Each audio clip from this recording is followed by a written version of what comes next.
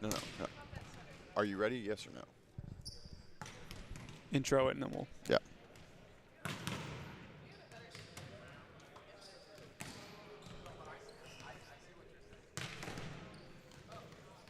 And we are live here courtside Long Beach City College. This is a new one for you. Nick England here, joined by Noah Chast. I don't think this is a combo the people are ready for, but we are here. Matchup of the night, 6 p.m. Pacific Standard Time. Chicago Untouchables taking on the Utah Stingers. This is definitely going to be one of the most exciting matches of the day. Looking forward to it. But before we get into this, Noah, we're going to throw it over to the sideline. Haley's got a little bit more for us. Haley, take it away. Thanks, Nick. I was talking to the Utah Stingers, and they said that they're super excited to get after it today, ready to just show a great performance for this last match. I was also talking to the coach of the Chicago Untouchables, and he was saying that he doesn't really know the guys very well. He only had 2 practices with them and the match yesterday, so he's still trying to figure out a proper lineup, and the guys are still trying to figure out the way he coaches and stuff, so still trying to just wring out some wrinkles there, but he's super excited to get after it today, so we'll see what happens. Back to you guys. Yeah, I mean, that's no real surprise. One of those curveballs that we see, Noah, so much with these teams is when you're adding those coaches, you know, they had an original coach, things didn't quite work out, and now it's like, oh, curveball, here you go. So they're kind of making it work. Yeah, it's definitely a bit of a curveball for them, but he is he's fortunate to have a lot of talent to work with. He just has to figure out the right formula to find a winning team. And I think some of the strengths he has on that team is that middle attack. And we have to talk about potential rookie of the year, newcomer of the year, Josh Blair in the middle. Yep. One of the highest flying middles we have and one of the highest percentage kill middles we have. Yes, absolutely. And alongside him, one of the things we saw was Grant Molesky was a middle that did a lot of work for them as well. Unfortunately, with Andrew Kohut, who has some injuries with his shoulder, they've been trying to do a little bit of load management around that a potential it's a torn labrum. And so what they're trying to figure out, we saw yesterday in their match, he played 2 of the sets, then they put Grant Molesky on the right. So they're kind of trying to figure out what personnel can play where, really only reinforcing the point that Haley brought up. However, when we look at the side of the Utah Stingers, they are very slim this weekend. However, unlike what we saw from like the Puerto Rico Pythons that were kind of a ragtag team here, this is kind of the best lineup that we expect to see from the Stingers. So they've got the right pieces here. It's sort of the guys they like and no one else, right? Yeah, it's sort of their heavy hitters all on the court. And as you'll see in just a little bit, we have Russ Holmes is back on the court, maybe not by his own choice or preference. And I joked with him earlier. I said, Russ, you're sort of giving Brett Favre a run for his money, retiring and unretiring. And he responded back, I never officially retired. I just verbally preferred to not play. And now he's playing again. So. See, I think Russ and I, we just enjoy it too much. Every year we just one more victory lap, and you know, event 1 I had to put the jersey back on because we were 1 injury away, and right now Russ is right back in that same situation. They've got Fabian Rohina as well as Mikael Hoyt in that middle position, but he's kind of the next man up. Also, both of the Coburn brothers here, Sam and Kevin, going to be getting the run today, as well as JJ Rosa, obviously in that libero jersey. But unfortunately, we are going to see a new setter, which I say unfortunately because Reed Chilton, who has been a Stinger mainstay for the last year and a half, his father unexpectedly passed away last week due to an accident. So he will be home with the family. So Reed, the sincerest, heartfelt condolences from ourselves, the entire league. You know, we miss your presence here today and wish you all the best and the family all the best. And we're excited to see the Stingers play in your stead and hopefully bring a win home, you know, for your dad. And it's a tough situation, but you know, we hope that the guys can still perform well here on the court, and that means we're going to see a new setter actually performing. So that's going to be Patrick out here for them, played at UCSB. So excited to see what he can get done. Kind of unfortunate circumstances, right? But you know, hopefully through a tough situation, an opportunity for another athlete arises. Absolutely, and Reed, obviously everyone here in the NBA community keeping you in our thoughts and prayers in an unfortunate situation, and for that Stingers team, he is such a wise presence. Yeah. Reed Chilton running that offense and just being so experienced as he is. So they're going to miss that along with just his personality and his skill on the court. Yeah, and that's, you know, again, we talk so much about adversity, and that's what Stingers has always kind of faced. And what's been part of the mainstay of that team is that they are so experienced, you know. George Mencia on the right side is 32 years old, went pro at 16. So he's, been playing pro as long as he hasn't. So it's just one of those, it's hard to fathom how much experience there is there, considering that there are some 19-year-olds on teams in the league. There are some guys that were barely 3 years old when he went pro. Right. So it's going to be exciting to see them. That'll unfold today. Yeah, and he's been playing for a while. Jorge Mencia, maybe not playing quite as long, although it seems like he has with the sort of tools and tricks he has in his bag, his way he manipulates the block and catches defenders out of their space. So a lot of wisdom on this team still. And then you mentioned a couple players on the younger side for this team, the Coburn brothers.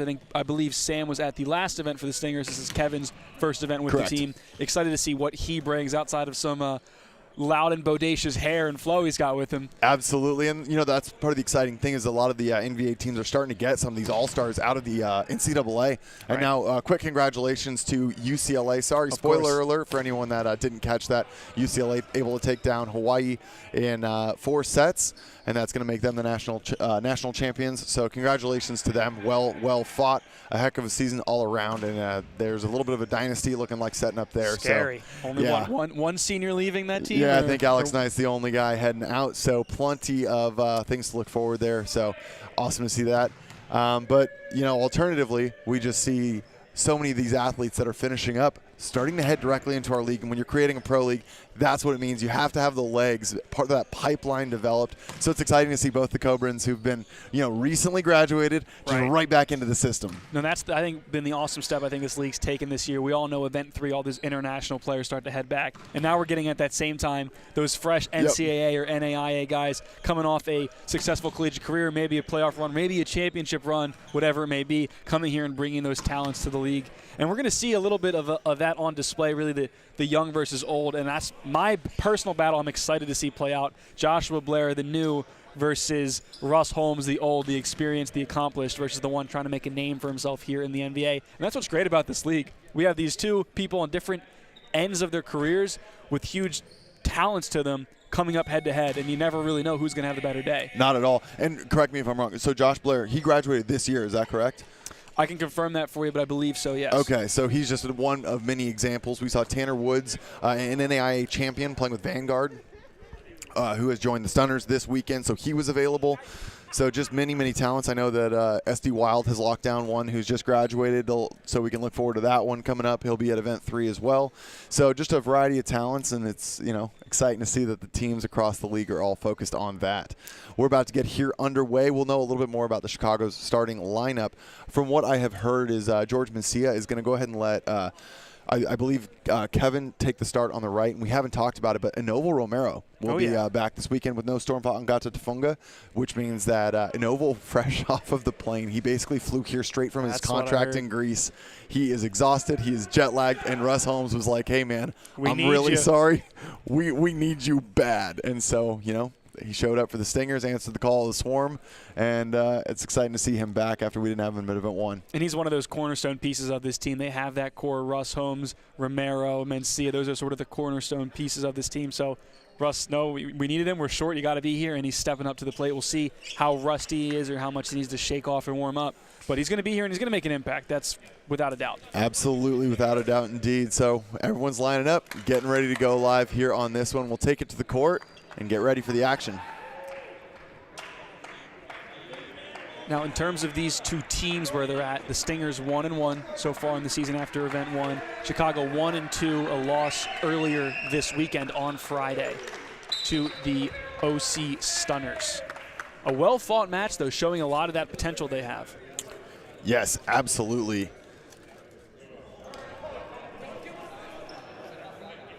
All right, we're seeing everyone start to get through here. The big question that I have here is what are they going to do with the middles on the side of the Chicago Untouchables? Zach Pasha has been that third spot where he's definitely played some great ball. And as soon as they move Grant Molesky to the right side, Zach Pasha becomes the next man up. So he's been playing well behind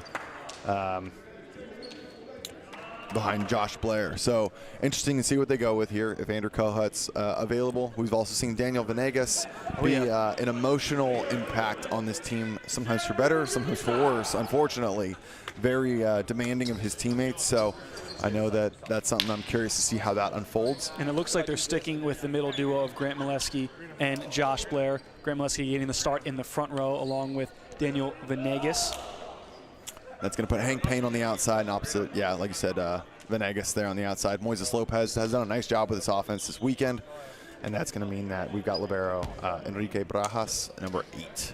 And I'll be real curious to see if Will Ragland gets in this game. I talked to him after his last match, and he still has a bit of knee and leg pain bothering him. He's at the point where he says he could play, but he knows he'd be hurting afterwards. So I'm waiting to see if he gets involved in this game or not, or if they kind of keep him and rest him and save him for later in the season.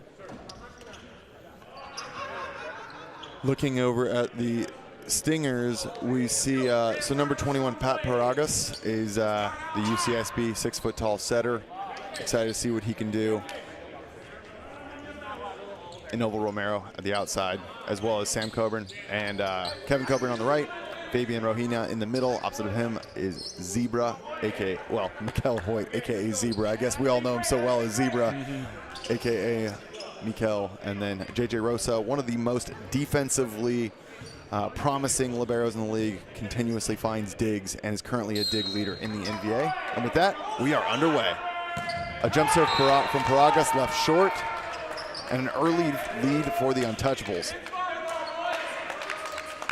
And as I've heard you mention throughout this weekend, in a new gym for the first time could sort of be tricky with you with the lights and the space. Even though it was more of a jump float than a jump serve, still getting accustomed to this court. Yeah, absolutely the case. But out of system, a little bit of miscue from Romero. But hey, he doesn't mind putting away that pass. Just get a big swing. Nice ball there. Easy one to side out off the double block. Chicago known and proud of being a physical team, but can they be disciplined up at the net with this experienced team from Utah? Romero putting some pace on that one, sends it long. Bit of a slow, sloppy start to this game, but I'm confident it'll pick up as these players get more warm. Venegas. Good pass by Coburn. Right to the middle, but Doug. Hank Payne wipes for the reset. Molesky just dunks that, and that's gonna go down for a point. No call on the throw. It's the physicality, you know, everyone looking for a call, but I don't think they're gonna get it. And that's one of those plays where as long as the motion of his hand is fully downward, there's no catch to it, it's not going to be called a lift or a throw or anything like that. Right. And he was just so high, he could just really push it straight down instead of smacking it. Yeah, and that's the thing. They're looking for a travel or a change in direction. That's the real big indicator.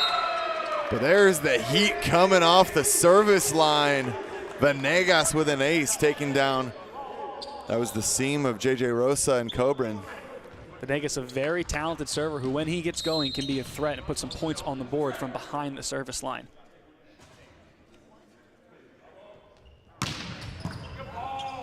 Aggressive serve. Backside's going to be a high wipe. Reset.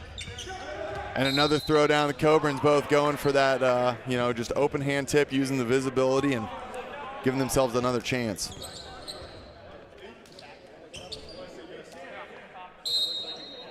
Apologies. Earlier I misspoke. I said Ismail Alamar coming back from Greece. He was in Israel. Not that it really matters. I want to get that one right. He's playing internationally, folks. He's coming off some good volleyball. Coburn with a free ball over.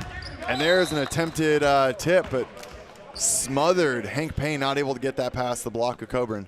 This is going to be pretty funny with the whole Coburn side to side. Right. Yeah, they're even in the front row together, so that'll be enjoyable.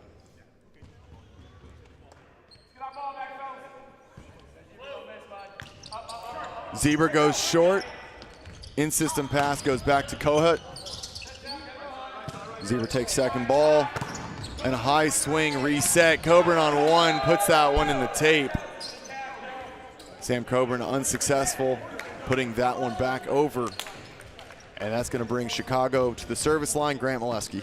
Just a little too aggressive on that one, maybe out of sync. Could have probably taken a bigger step or just set that ball to his setter and reset to get a point. Quick set over the top, but a blocking move from Kohut shuts that one down. Shoulder being held together currently by some tape, but not putting too much pressure on it if you're getting some big blocks like that. Score the easy points. He's playing through pain right now. That's for sure. Wow, there it is. A massive 2-2 swing. That was by far the most aggressive angle we have seen of the weekend. Russ Holmes gives me a look and nods and says, yep, this is why I'm going to sit on the bench. I'm going to let the youth take it from here. Nice pass by Payne in system. Josh Blair dug. Paragas to the outside, set over. Moises Lopez out. High ball to Kohut, tips it past the three-man block. Great vision rewarded. We're getting some big boy swings and some high-level visibility here displayed early. Oh, yeah, I was going to say, everybody wake up, right, with that swing by Kevin Coburn.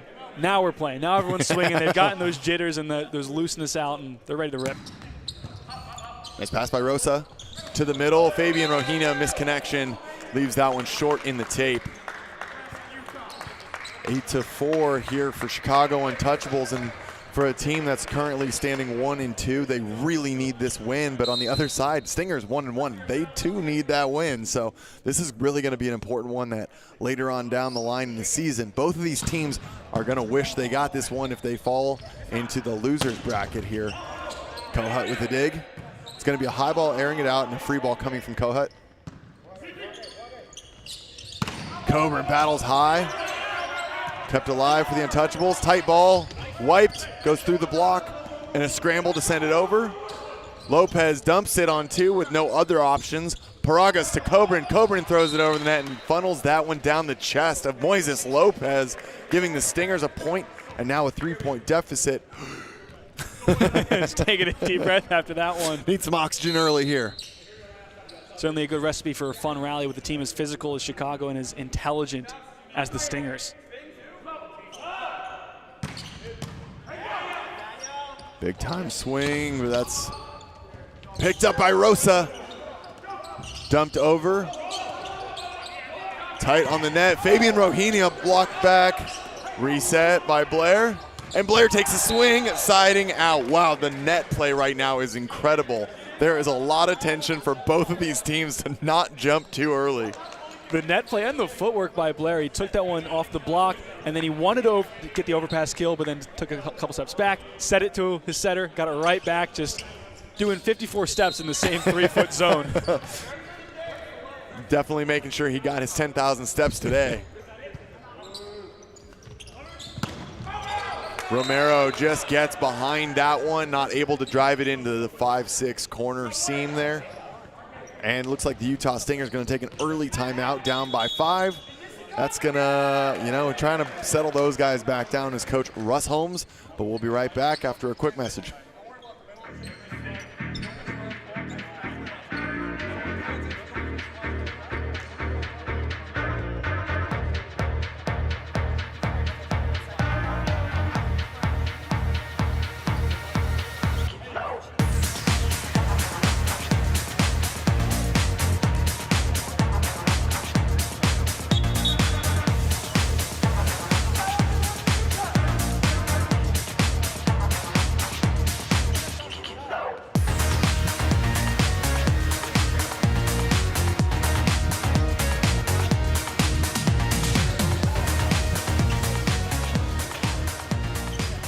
Well, Noah, I don't know that either of us expected this. A 10-5 lead here. Chicago Untouchables definitely out on top early.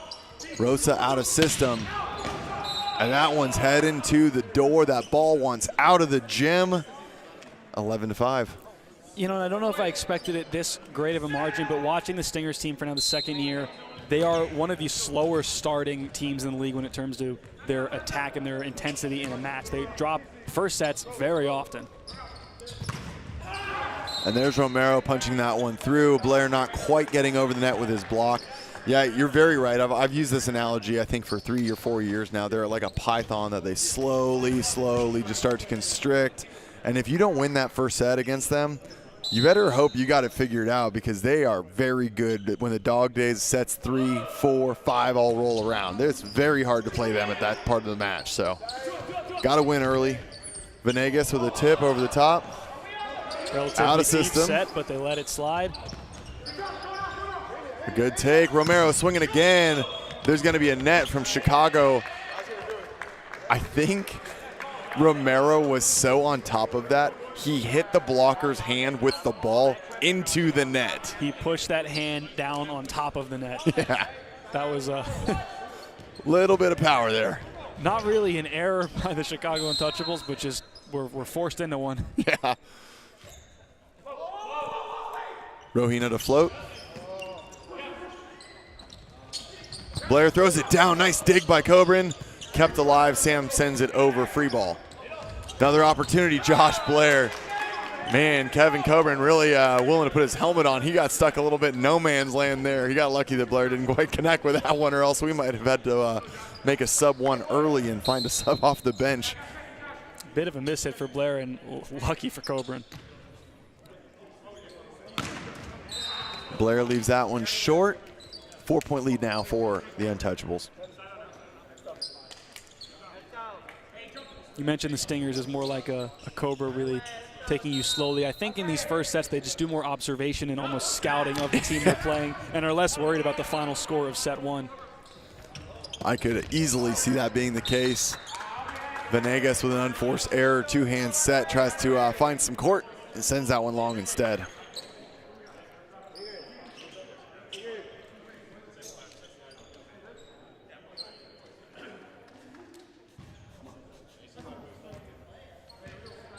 Paragas back around to serve. Started off with a jump serve in the match, left that one short. See if we can get anything else started off here. Outside to Venegas. Venegas puts that one through the pin. Untouchables letting their lead sort of slip away from them in this first one, and a timeout now taken by Chicago with the Stingers coming back, just trailing by 2, 10-12. We'll be right back.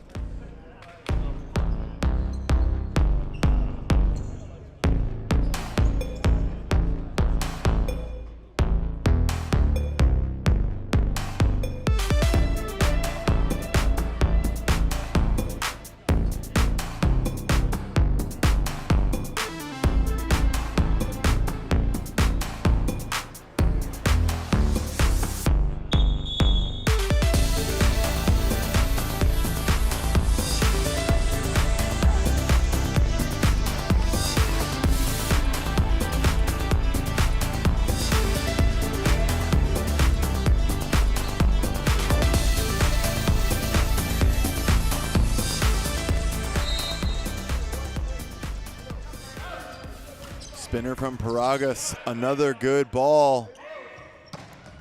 Kohut finds that D ball into the corner, going that cross court winner to zone one. Great swing from him, giving the Untouchables a nice lead to 3 once again. Maybe a bit of defensive miscommunication between Paragas and Coburn, sort of both players looking and thinking, was that yours, was that mine? Yeah. Man, this is a tough one, though. You call the timeout, you get the winner, you come back, and then you miss a float serve long. It's got to be better than that. Moises Lopez knows it, but really unfortunate situation for the state of the Chicago's game here. I thought you were going to say the state of Chicago. I was like, that's not a state. Well aware. Thank you, Noah. Just keeping you in check, buddy. I appreciate it. Us Californians, questionable at times, right? Pat Paragas with a great dig, tracking it down to the bench. Romero with a big approach. Nobody home to pick up off the block. Stingers now down by just 1. Well, it doesn't look like they're waiting for set 2 to roll around to kind of pick this one apart. No, I think so. And Romero carrying a bit of the weight right now offensively from the front and the back row.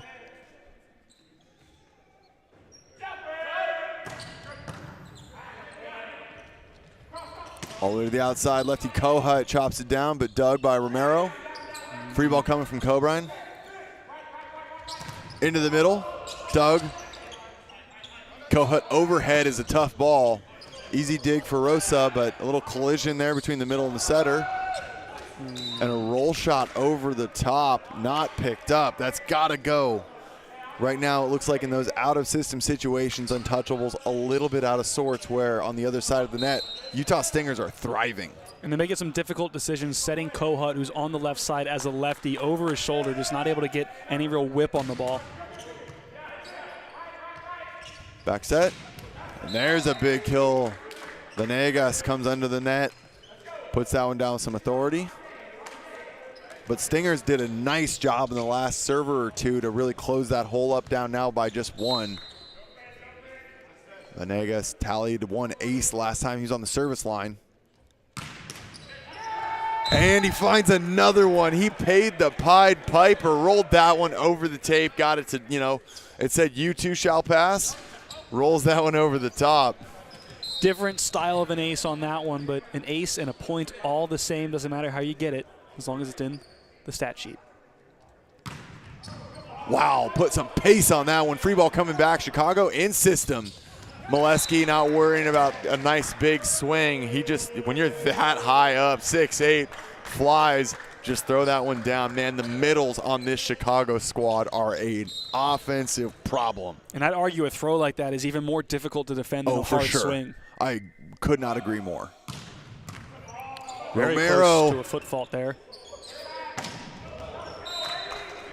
Kevin Cobrine coming around that one, loses the handle on it, sends it long, and now Chicago opens that lead back up to 4. Both these teams, some small runs here, small runs there. It's really going to come down to where are you positioning yourself as you get into those 20-plus points. Have you already given yourself a nice pillow, or are you nipping at the heels? Wow, Venegas just putting a clinic on. Hank Payne putting the clinic in the finesse touch right there, loaded up like he was going to slam it back in their face, and then put a little softy right over the top. I can tell you right now, while we enjoyed that, Venegas would have been upset, to say the least, if that did not get a point. But we'll see if that service run can continue right after this. 18-13. Don't go anywhere.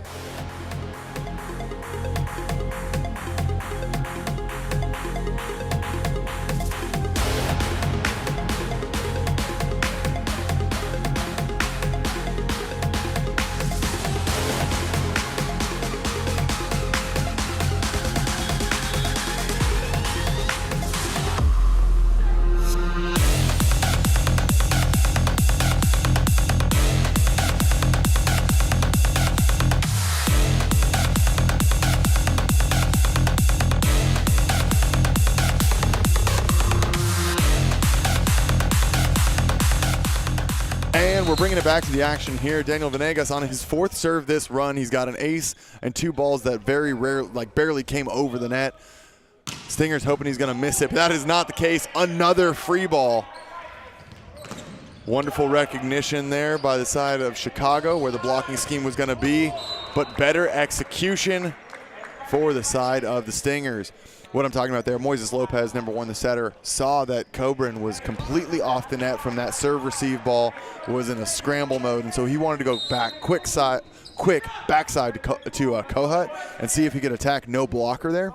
Coburn barely got there, got a nice soft block touch, gave them a chance to extend the rally. Just enough to keep it alive. And sometimes that's all you need. Certainly is, and now the Coburn brothers continuing to really challenge the double blocks on both pins for the Untouchables, scoring some back-to-back winners. I think Kevin Coburn still sort of getting his bearings here in this gym on this team. He's kind of been truly hit or miss with his swings, but when they hit hard.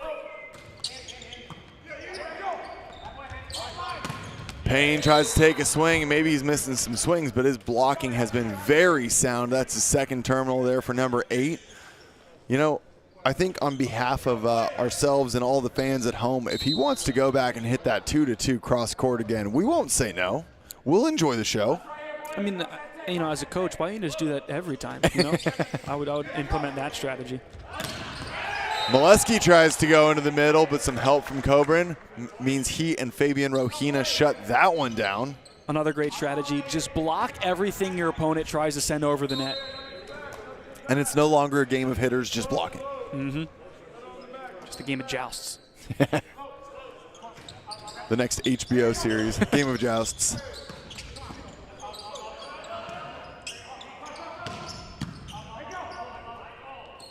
Dug by Barajas. High off hands. Hoyt tries to find one. Molesky throws it down. Free ball comes back. Kohut off of Romero. Middle back. Too much heat to handle. And Untouchables get a much needed point. Stingers were on the precipice there of closing that 4-point gap down to 0 once again. But a nice point from Kohut brings that to a 2-point lead, and Molesky to the service line.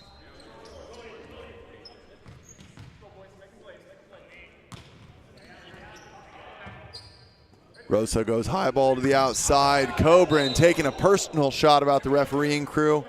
And, we're too early on in the event to have any personal grudges. So on behalf of the reffing crew, we would appreciate if you'd keep that one in the court. Right? I would agree. No headshots preferred for our officiating crew unless you want some not so bright calls earlier or later. Novo Romero loses the handle on that one. A little bit of movement he wasn't quite expecting. And for the third time on different runs, Chicago back to a 4-point lead, but they've continued to lose the handle on these leads. So see if they can secure this one, and that is not a good first step. Certainly giving the Stingers enough life to keep themselves in the game when it could be very easily in their control. You don't want some of these guys over here, as you said earlier. You don't need them getting warmed up. No. Keep them on their heels. Good ball from Barajas. Back to Kohut. JJ Rosa going the wrong way as that line gets attacked by the lefty on the right side. A great ball from him as he heads back now to the service line with a 4-point lead, 22-18. And that shoulder's hanging on by some green screen tape, but it's certainly doing the job so far. If we didn't know that there was an injury, we wouldn't believe it. Rohina with a little fadeaway, dug by Venegas. Hank Payne in transition gets that one done. Great ball to the outside from Moises Lopez. 23-18, Chicago looking like they might have this one in the bag. And what a dig by Venegas, perfectly reading that middle attack, seeing the hole in the block and filling it perfectly.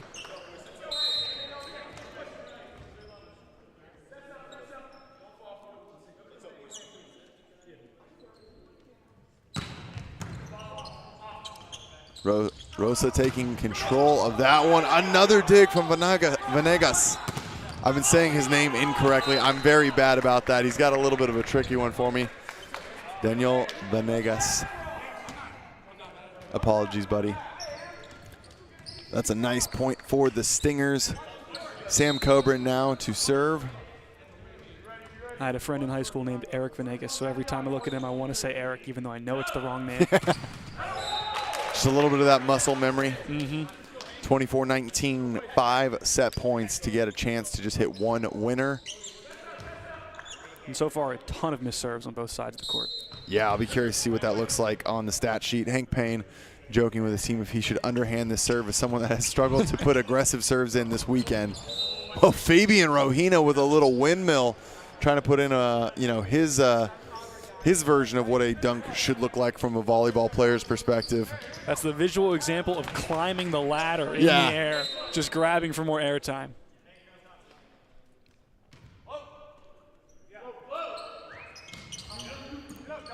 Float serve taken by Payne. Outside, covered. Chicago gets another chance. Josh Blair ends that with an exclamation point. 25-20, Chicago Untouchables, leaving very little unsaid with set number 1 in the books. Don't go anywhere. Set number 2, Utah Stingers, Chicago Untouchables, coming right back at you.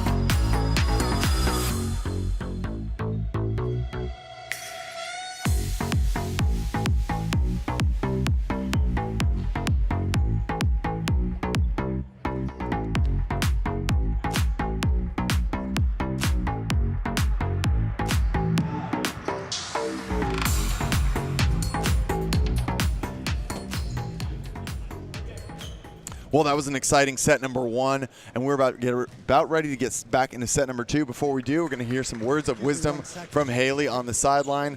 Well, getting one quick pause we're seeing here. And I can say as another sideline reporter, sometimes it's difficult to wrangle those coaches in. They always want to go talk to their team, set their lineup, do all this other dumb stuff when you can be talking to us. Come on, coach. It's a golden opportunity, but we're back at it here. Throwing it over to Haley. Haley, take it away. Thanks, guys. Head coach for the Untouchables just doing his job over here. Coach, you won that first set by 5 points. What do you think you guys executed well? We got a good serving run. One really good serving one is what opened up the game for us. Other than that, I didn't think we played that well. We're a lot of unforced errors and some broken plays, but I'll take a win. It just goes to show you that this game is really won. In the men's game, it's really won from the serving line. Right, a win is a win. A couple unforced errors. Anything else we need to clean up for this set? We got to make some smarter setting choices. They've got a really big block on the right side that I want to avoid, so we got to do that. Definitely. Well, best of luck. Thank you. Back to you guys. Well, that was something that we talked a little bit about, hearing, he is dead on there, that we saw 7 terminal blocks from a Utah Stingers team that only scored 20 points. So almost, 33% of the team's points was their block alone. Absolutely, and I think the key to that is really involving the middle. I think most of those blocks were coming from their pin hitters. Right. Well, there's an easy start for Chicago Untouchables, picking up right where they left off. They're going with an ace, but now we are seeing Kohut taking a seat, so a small adjustment. I think maybe that shoulder is starting to bother him, so that's going to mean that for the Chicago Untouchables, they're going to go with Ramon Matos on the right side. We've seen him periodically getting used, but time for him to get some full PT. Tip over the top, picked up. Out of system, but a good roll deep taken by Coburn. Back to Kevin, dug by Barajas. Vanegas now crowd back, chicken wing keeps it alive. Tight ball just outside. Matos with a nice move to try and pull that one off the pin, but sometimes the vertical leap just not quite enough. Matos just a couple inches shorter than Kohut, so losing a little bit of height on that right side. Hank Payne with a great ball. Quick set to Molesky. Zebra got a hold of that one, resetting 3 contacts, sent over. Backside, Kevin Coburn now with the kill from the right. We're definitely wanting to see if he can kind of even out that level of consistency. He's been very terminal, sometimes with a very flashy point, sometimes missing the court altogether. So hopefully here, for the sake of the Stingers, a little more consistency in set number 2. Yeah, in that first set, 8 attempts, 2 errors, and only 3 kills. Yeah, so it was a fairly feast or famine. Nice swing down the line there from Chicago.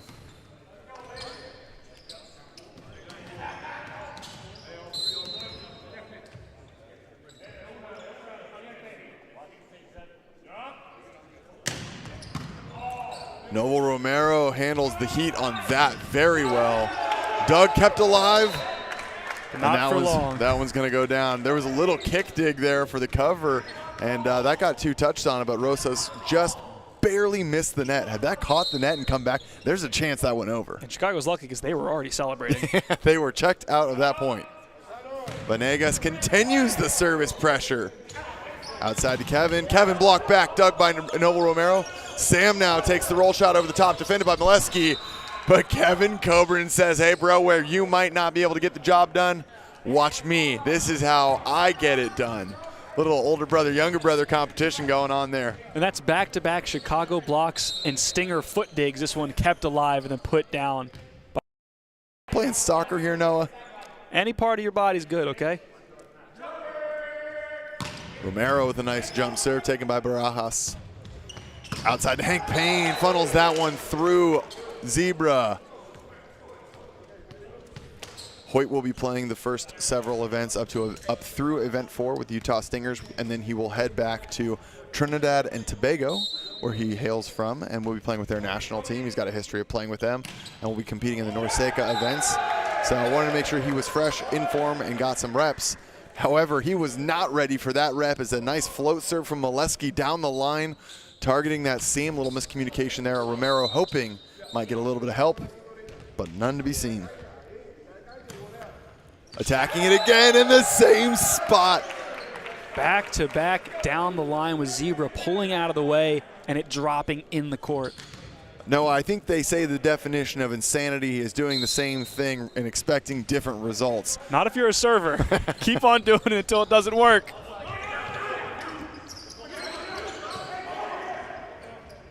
Set to Blair, but there was a commit block waiting from number 14, Mikael Hoyt.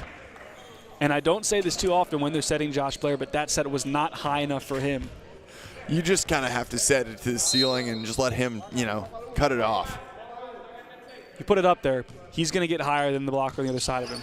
Absolutely. And he's got a list of swings to showcase that. Ramon Matos. All right, flash your stuff, buddy. That's a nice high swing down the line. Catches the top part of the block. Nice point for the Untouchables, still with a 3-point lead. I like when players come in for another player who's subbed out for injury or what have you and make their impact known immediately that, hey, I'm not a second-tier player. We're just all picking our spots here. Yeah, well, you say it. There's a perfect dig. Opportunity for Hank Payne. Goes deep, high hands. Did not get that block touch at all. Looking for it, but glad to see they're not going to try to challenge that one because he missed that by a healthy amount. And a full windmill swing there by Rohana.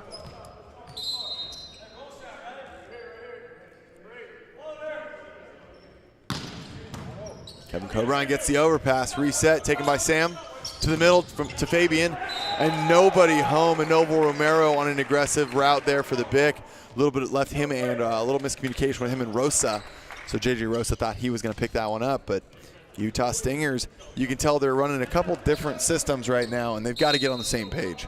Yeah, that big approach brought him way too shallow. There was no one deep, and even though it was right over his shoulder, he thought there was someone behind him when there wasn't.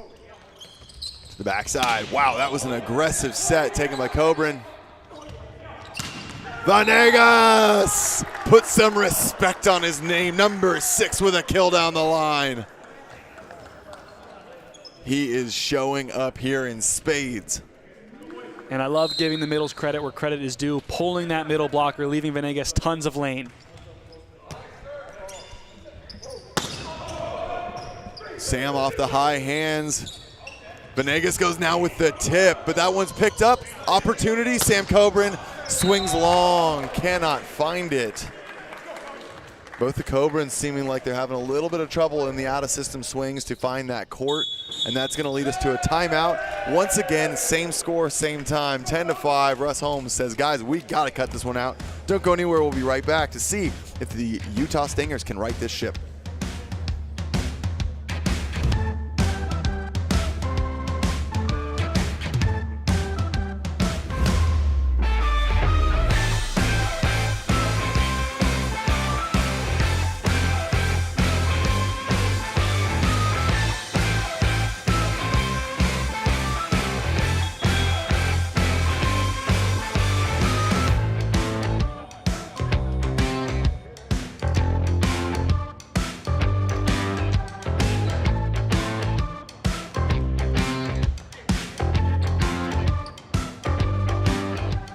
Well, getting back into the action here, Noah, I mean, we've been chatting a little bit about what's going oh so right for the Chicago Untouchables. What do you think it's going to take for the Utah Stingers to start turning this one around in their favor? A little bit of that. Definitely getting some cleaner swings from the pin hitters. I think both of those Coburn brothers may be getting a little more consistent, a little more warm, and help them a lot if they become terminal. Oh, wow, big pickup, found the touch. Another off-speed swing. Dump red. Chaos coming through, and Noble Romero with a standing down ball. Opportunity. Backside. Ramon Matos dug. Sam Coburn gets a third chance, deflected once again. Oh, man. Miscommunication, and Noble Romero goes to take that, but Pat Paragas doesn't see him there.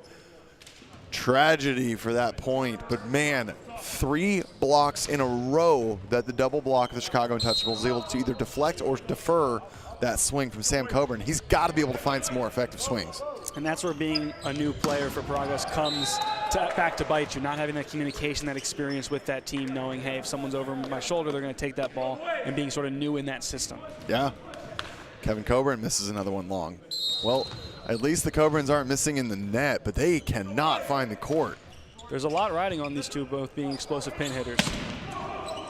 Hank Payne taking that off the block. Moises Lopez cuts that one off before it goes over. Daniel Vanegas, the line is open. Your check is waiting, sir. Cha-ching. Yeah, that is another swing down the line. He is all over that. Moises Lopez doing a wonderful job spreading that offense out. Josh Blair continues to get respect for him in the middle. Another block touch tight. One-handed set. Josh Blair is in system and on time. 14-5. Chicago Untouchables is getting the dirty work done. The inconsistencies maybe from the first set out of the way, and they are rolling right now. It is all Untouchables. It definitely is, and Stinger's got to figure something out or else they are going to not touch another ball the rest of the set. We'll be right back.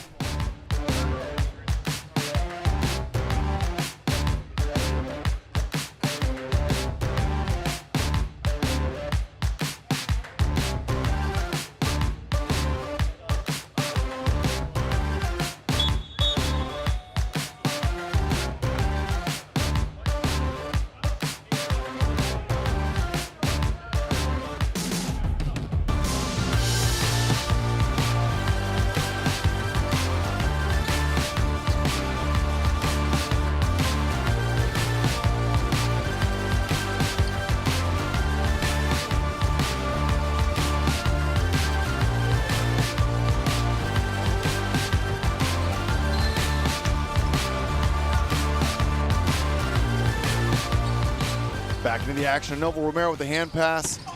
Coburn finds that one finally with a nice swing into the cross court.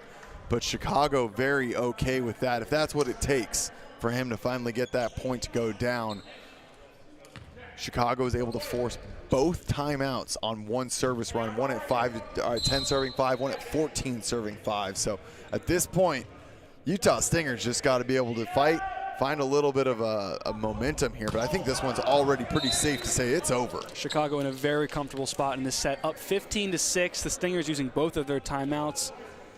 Barring a major collapse in this set, all things are pointing to another Chicago win. Yeah, I mean, you can get outscored 2-1 at this point and still just coast into a win. Got a 9-point lead.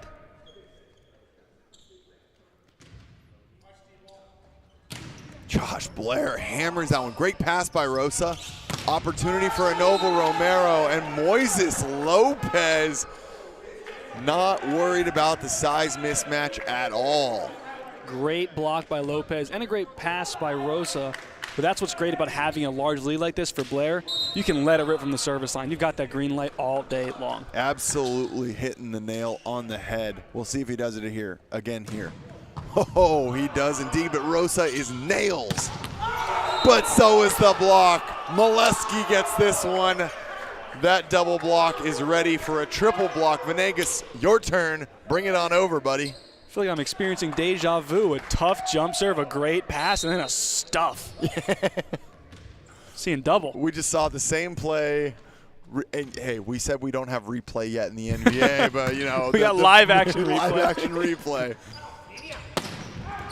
And that one goes long. We're seeing that some of the hitters here on Utah applying more power, trying to get things to go their way, but it's not working for them at all. And how much of that is, you know, strategic, just trying hitting it harder, or how much of that is frustration that they're not getting the result they want? Yeah, I mean, at this point, 18-6. I mean, this is. And even though I don't think the middle is a point of weakness in this match, I wouldn't be surprised if out of frustration, Russ Holmes inserts himself in this third set. Yeah, I mean, Russ, you know, do they, does Russ and George Mencia, do they come in, or do they just let the guys on the court learn a little bit and get experience in the league?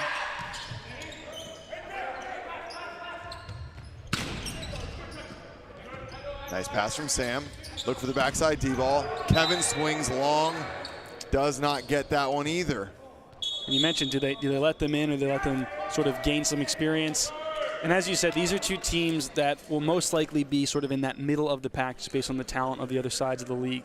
And either going to be on the upper side of that middle or the lower side. In a match like this, a win this early in the season can determine later if you're on the upper or lower end of that middle spectrum. Which matters that you might not be going to that last weekend if you're not playing it right. We just saw a substitution. Tucker Ziegenhorn making his NVA debut, if I'm not mistaken.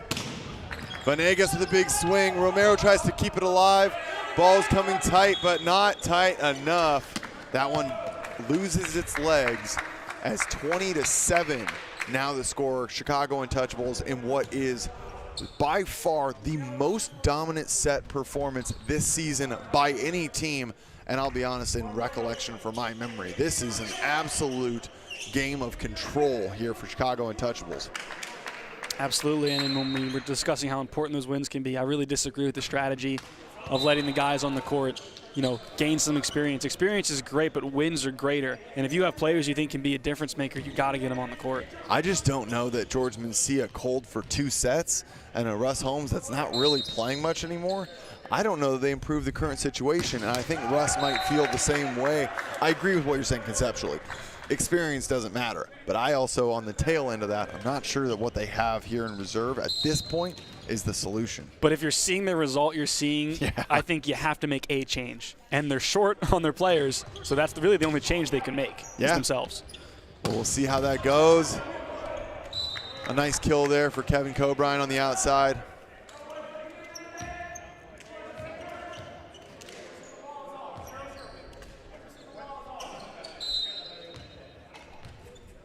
Nine serving 21. The biggest thing is that that no run is given up by Chicago here. Don't let the Stingers get any sense of fight developing. Hank Payne puts that one tight. That almost looked like it was over. It barely got over the net there. Yeah, it was right along that plane. It was a clean play. It was, but by a millimeter or two. That's a very tough one. If you're Zebra, figuring out what to do on 2 because the other team has priority to play that ball. If you're Chicago, you got to get up and put some hands on it there. You can't just let it fall. I agree with that. Tucker Ziegenhorn on his first swing. The lefty, number 11, comes in. Puts that one off the chest of Enoval Romero. Might be one of the more fun names we have. Ziegenhorn. Yeah. Hopefully I'm getting that right. I think I got that one down.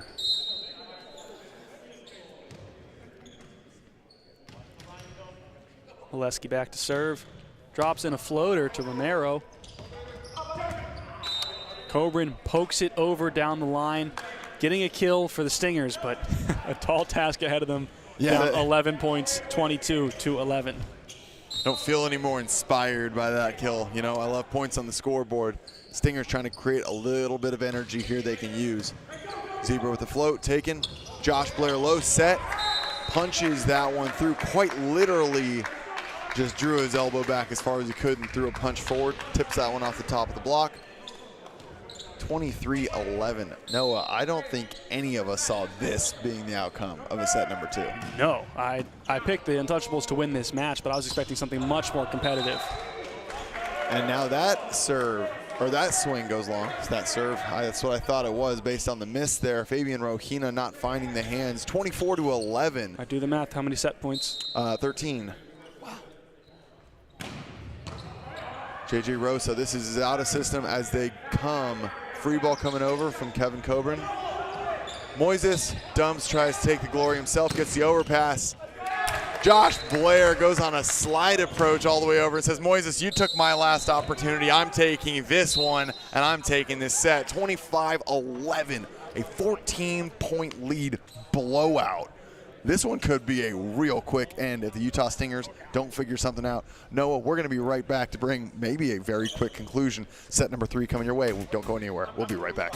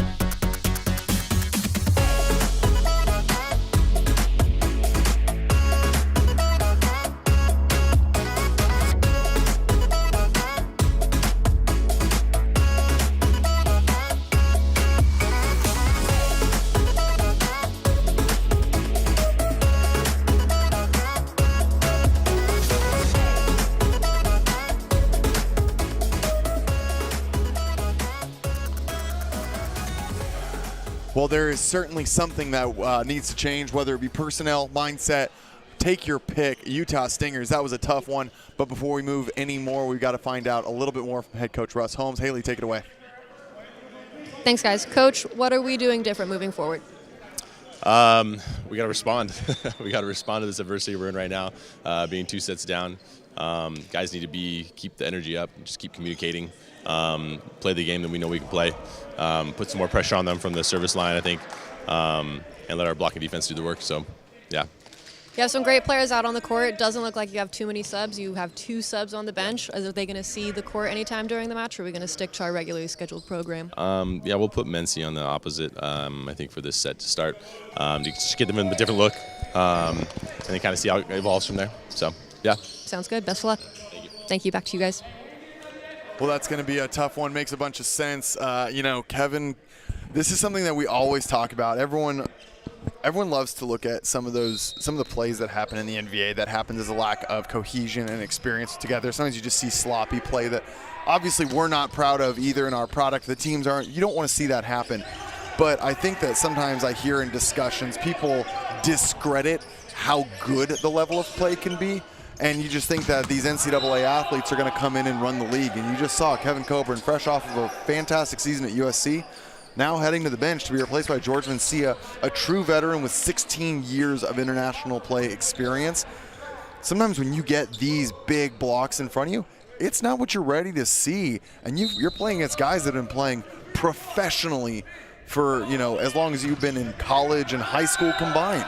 It truly shows the level up that this league is from the college game. And when you watch, the high-level teams in college, the UCLAs, USCs, Penn State, Hawaii's, it all is very high level for that level of experience. Right. But when you take one of those guys and pluck them out and put them in this league, that's another level they haven't maybe achieved yet. Correct. And so they can be out of their element and sort of discouraged or taken aback by the block or the pace or the quickness or whatever it may be. And that's when you got to put in someone like a Mencia and just give Coburn a breather. And he's having a chat with Russ Holmes right now. And really, he's taking this as a learning moment because he is a young player and he'll learn from this, and he's got the talent, will bounce back. But it can be a lot sometimes. Certainly can be. And, it's one thing when you got an Olympian sitting next to you fresh out of college. Russ has reigning sports agency, one of the top it is the top U.S. sports agency to get athletes overseas, help get them recruited. So you've got a wise, successful man sitting next to you giving you some advice. This is where that real learning occurs. However, right now with a 3-2 lead developing early, you got to wonder, is it going to be enough, or the side of Chicago going to continue rolling on? It's hard to say, but it looks like the Stingers going with a little bit of both of our strategies of what we were thinking was going forward. Putting Mencia in, so putting in some of those players to try and change it up. Russ keeping himself on the bench, though, so not really doing too much, maybe not feeling he would add too much value, especially because, as we mentioned, it's really the pins that we're struggling. Yes. Well, I think I'm going to give you all the credit there. I just was a doubter, and I think you were hitting the nail on the head. But the service pressure from Chicago feels just absolutely unrelenting. Out of system ball, Hank Payne just going to send this one over, give the guys a chance to play another point. To the outside, Sam Coburn blasts that into the shoulder of Venegas. Could not quite get out of the way had he been able to. I think that would have gone long, but, that one had some heat on it. Mikel Hoyt to serve. Targeting across court, but a perfect pass. Little back set, just gets free-balled over. Molesky takes one. And off the block, a kill for the Untouchables. Gotta say, for how much we've talked about the right side, Kohut being successful, Molesky getting some stuff done.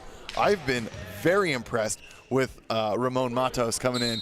He's producing very nicely so far, very efficient. He's got 3 kills on 5 attempts here in a set. Very well done for him. Yeah, he might not get all the attention that Kohut would get in all the sets and all the swings, but when he does, he takes care of the ball, and he hasn't been a negative, he's been a net positive, really, so he's filled in nicely. High ball out from Moises. Another tip down the line, taking out Paragas from the offense. Cobrine taking a swing, gets the tool, goes wide, and a much-needed point for the white and blue. And, Nick, I want to get your perspective. Some might consider this loser mentality or loser talk, but as a coach, when you have 2 bad sets like that, especially that second set, whether you get a win in this set or even this match at all, you want to play a tight, highly contested set to feel good about your team in this third one, maybe even get a win. You don't want to go out sort of whimpering and go out soft. Yeah, you know, that was something that I even dealt with my team last night, was after losing at 39-37 barn burner, now you're on to the next one, and the big thing you care about is how do we respond in an emotionally draining set number 3? And those are the moments that you cannot train your athletes in the gym. You have to let them experience it, and you have to hope that they're going to answer back. And that's what we're seeing right now is, you know, the side of the Stingers absolutely has the athletes that they can rely on to bounce back and make this happen. And owner Russ Holmes is just going to let that, see if that can happen. And right there, a great adaptation made, trying to see a physical route from Blair, shut down in the middle, and a nice stop for the Stingers. And that's exactly what Russ told our Haley Henderson, is that he has to see how his team responds, right? Obviously a complete opposite game as your Wild had last night, but still one that's worthy of testing your mental fortitude and how will you respond on the court, both mentally and physically. Definitely is. Now, one thing I want to be critical of, I'm fine with hitting errors, things like that, but the Stingers have got to start mitigating service errors. That's 2 already. They're not getting aces to warrant the errors. They've got to make sure that they're hitting those serves. Off-speed tip, catches everyone sleeping. Rohina says, boys, grab your marshmallows. We're going to the fire pit. On the opposite end of that spectrum for Chicago, sort of like Philadelphia this last match, you have everything in your control. Don't let one slip. Keep the pressure on and don't let them even creep back in and let that take away from what you've done this match. Could not agree more. Venegas continues to be an absolute problem. That for him is kill number... can't find it. Looking like 4. That's number 4. That sounds very Which wrong. seems low, but he's got 13 attempts, so he's put a lot of balls in play, maybe not gotten kills, but gotten them out of system at the very least. I feel like I remember double that, but, you know, very spread offense. When we look down the sheet here, you see, you know, 3 kills for Matos, 4 for Venegas, 3 for Grant Molesky, 3 for Hank Payne. You see 3 for Andrew Kohut, 6 for Josh Blair, but it just speaks to how efficiently the offense is being run by Moises Lopez, who targets the middle, Grant Molesky right there, really doing a nice job. And I think it also speaks to how many errors are coming off the side of the Stingers. They had 16 combined errors in the first 2 sets, both blocking and hitting. So maybe not a lot of terminal kills from Chicago, but Stingers making it easy for them. Certainly not. And there's Noble Romero finally earning one on the right side. Much needed.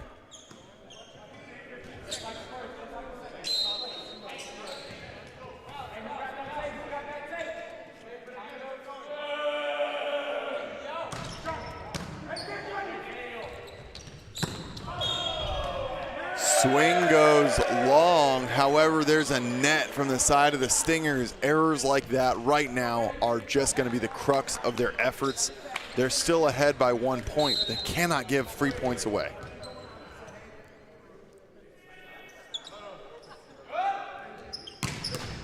Venegas with a 3rd ace of the match. He has certainly paid the price, and whatever that price was, the tape is open, and he's finding some nice bounces on the top. Maybe it's just my angle, but he is getting dangerously close to foot faulting as well, so well done to keep his feet behind the line.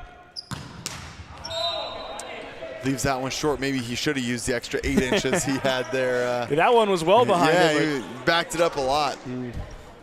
Don't listen to me, Daniel. You keep doing you. 11 serving 10 now.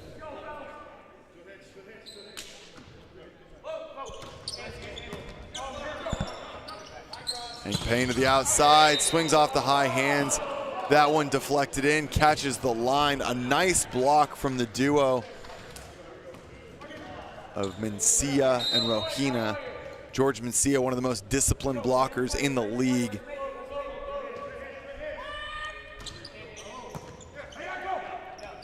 To the middle, Molesky off the platform of Paragas.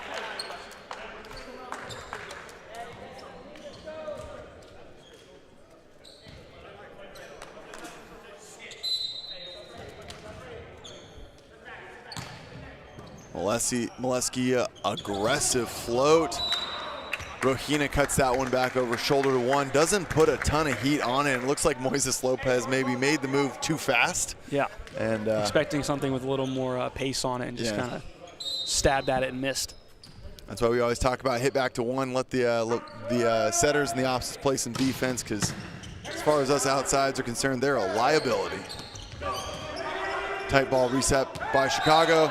A bunch of screens got set. We saw, unfortunately, there the libero for the Untouchables setting a screen that Moises Lopez could not quite get past him. Looks like Chicago wanted to take a timeout but decided not to. Maybe didn't get it called in time. Gonna let it play out. Maybe it was the right call. Ramon Matos with a nice kill there. And based on just the way the first two sets have gone and the body language on the court, you never guess the Stingers are up by 2 points here. It seems like they're still playing from behind. Oh, yeah. Little sense of urgency might need to develop. Nice off-speed float. Coburn goes off-speed himself. Hank Payne, all sorts of court. Can't quite see the angle he used from here, but that one felt like it was wide open. He hit that straight in the middle of the court. Mm-hmm. I don't know if he split a seam there or just went OT, but not the system that the Stingers are looking for. Matos gets a tight pass. Pat Paragas with the high IQ move there. Goes up, throws a block that kind of fakes out Blair, it looked like a little bit. But that's going to bring us to our media timeout at 15-13 for the first time this match since the Stingers didn't have to call a timeout at 10-5. So we'll be right back. Don't go anywhere.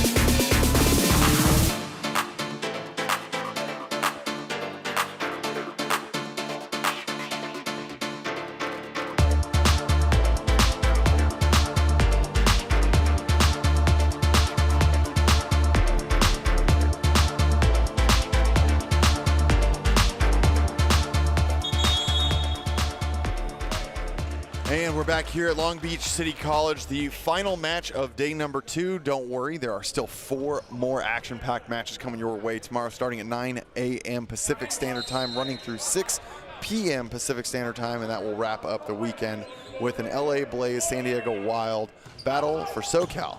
We're back into this one here as the Utah Stingers battle for their lives against the Chicago Untouchables, and Enoval Romero with a tip over the top gets recycled.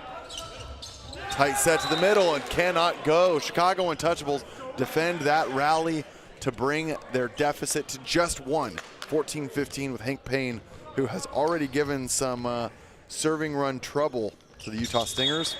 And it seems like when the Stingers have a chance to make a statement, they implode on their own end and they take away any momentum they could be building.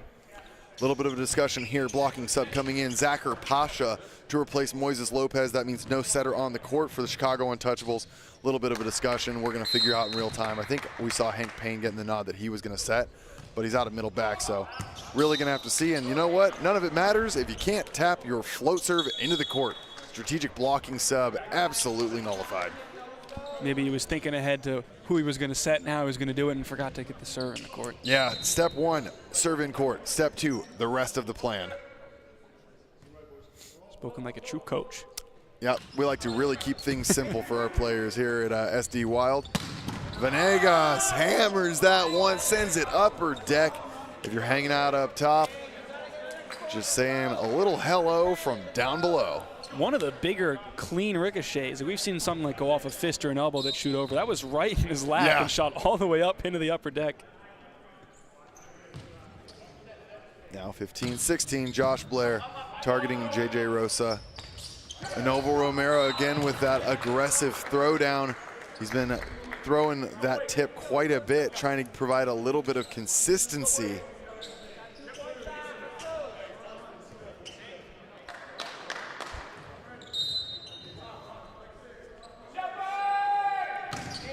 Paragas with some heat, Venegas ready for it, and Stinger's not ready for his return fire. Again, that line swing has been open time and time and time again for Venegas. There's not a block there to stifle it. There's not a defender there to take it. Just Venegas, the ball, in the bottom of the floor. I would read that book. Out of system recycle, going to be sent over from Payne. Coburn tries to right that ship. Romero blocked into the corner. Nope, that one's going to go out. JJ Rosa follows it all the way to the line. The same move we've all heard a million times before since we were 13 years old. Do not guess. Follow it all the way out.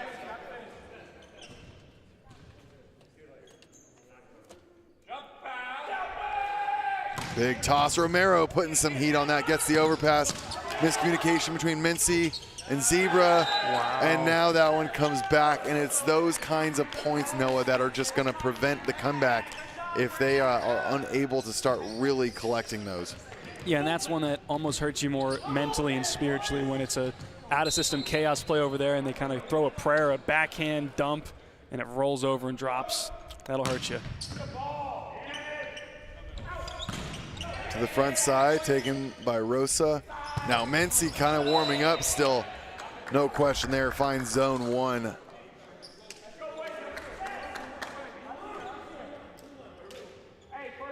Now I question the urgency on both sides of the court right now, because at this pace, it seems like they're trading blows and they're keeping the 2-point lead for the Stingers. The Untouchables maybe need to pick it up a little bit and try and end this thing in 3, not play any extra sets. Absolutely not. You never want to go extra sets with Stingers, especially.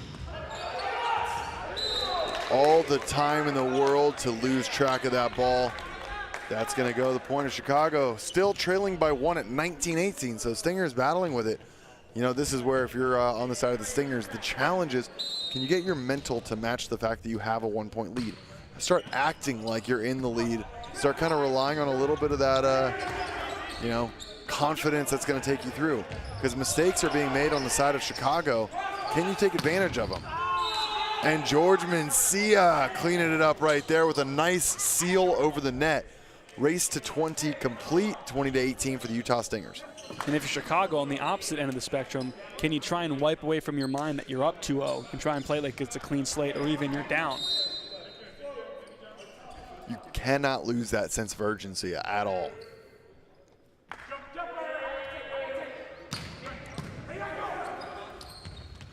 Set to the outside, blocked back. Pat Paragas, Fabian Rohina said, sir, entry denied, take it back. And that's going to be a timeout for the Chicago Untouchables. Now down by 3. Utah Stingers making a run at it. Are they going to be able to close this set number 3 out? Tune in right after this and find out. We'll be right back.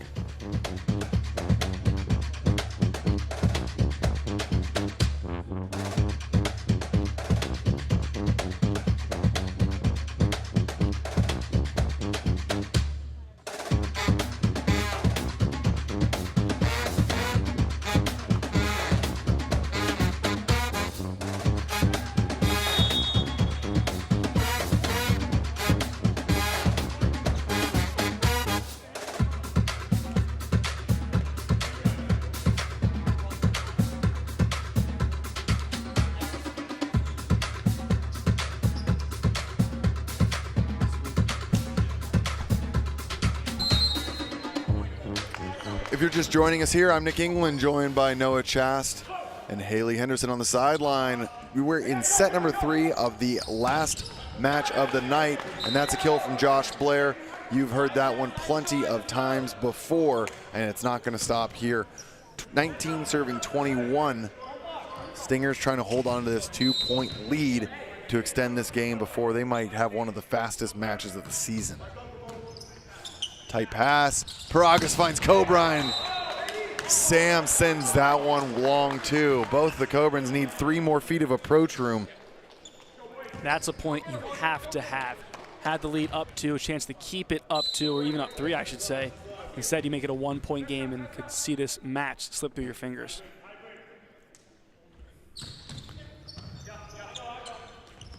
Set to the outside, tip and recycle. Love that move. See what happens on round number 2. Dig by Vanegas. Watch the baby.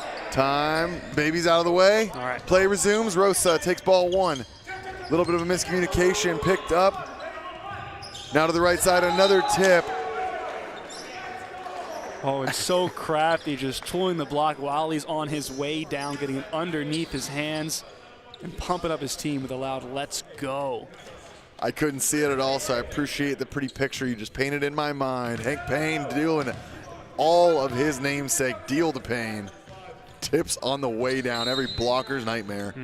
Gonna feel that one tonight in your sleep.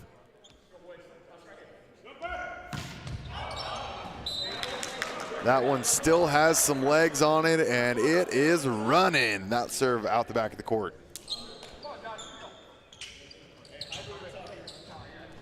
Chicago with a good pass. I'm going to assume we'll set Josh Blair in the middle. At least that should be the game plan right now. Could not agree with you more. I don't think you need a college degree to figure that one out, but looking forward to it. There it is. And give the people what they want. Noah Chass, play caller, sideline reporter, and Bend, Oregon extraordinaire. What can the man not do? There it is, 22 apiece. Chicago Untouchables. Are they going to be able to close this one out here in 3 straight sets? Taken by Rosa. Outside to Romero. Block touch slows it down. Moises Lopez. Hank Payne called for ice set. If your setter sees you and you are there, you get out of the way. There was plenty of time for Moises Lopez on that dig. Get out of the way. Let him take it. And they're going to want to talk that one over and not let anything roll or mount off of that miscommunication. Well, a welcome break for the Utah Stingers, who've been trying to buy a point now for some time. We'll be right back to see if this 1-point lead is going to be leading to just 2 more quick ones. We'll be right back.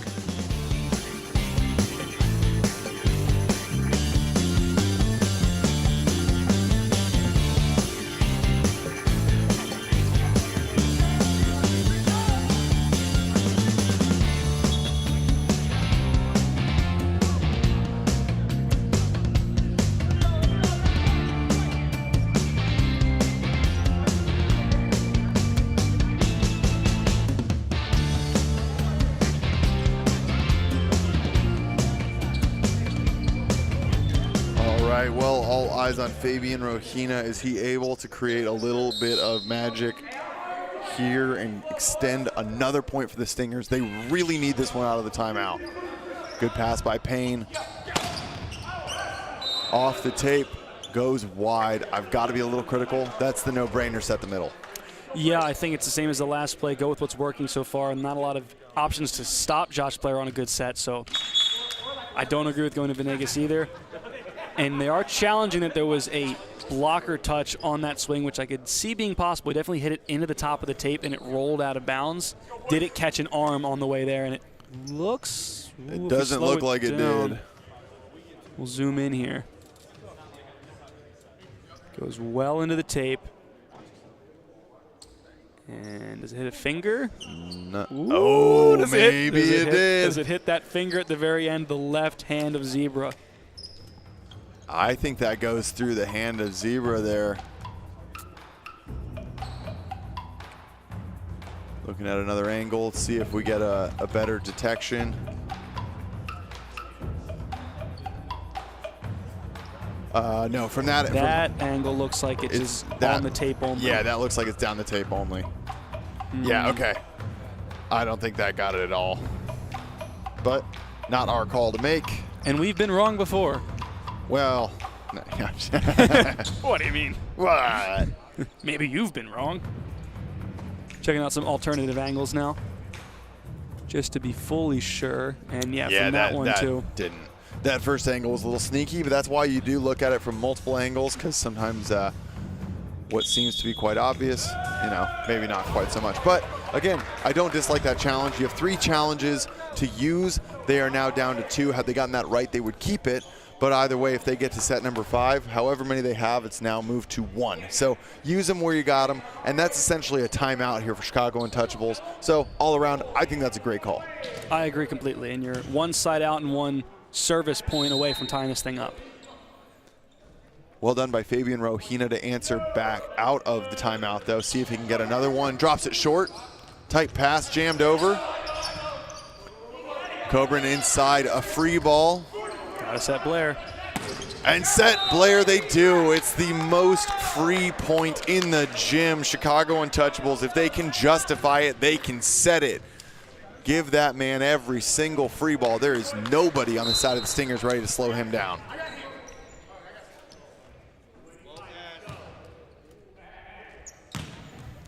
Blair waiting for nothing to get a big rip on that, but Novel Romero bangs that off the double block, and that's going to be set number 3 going to the Utah Stingers. Coach Russ Holmes has to be happy with that return from the boys after a tough loss in set number 2. 25-23, we'll be right back here to see how set number 4 will unfold. Don't go anywhere.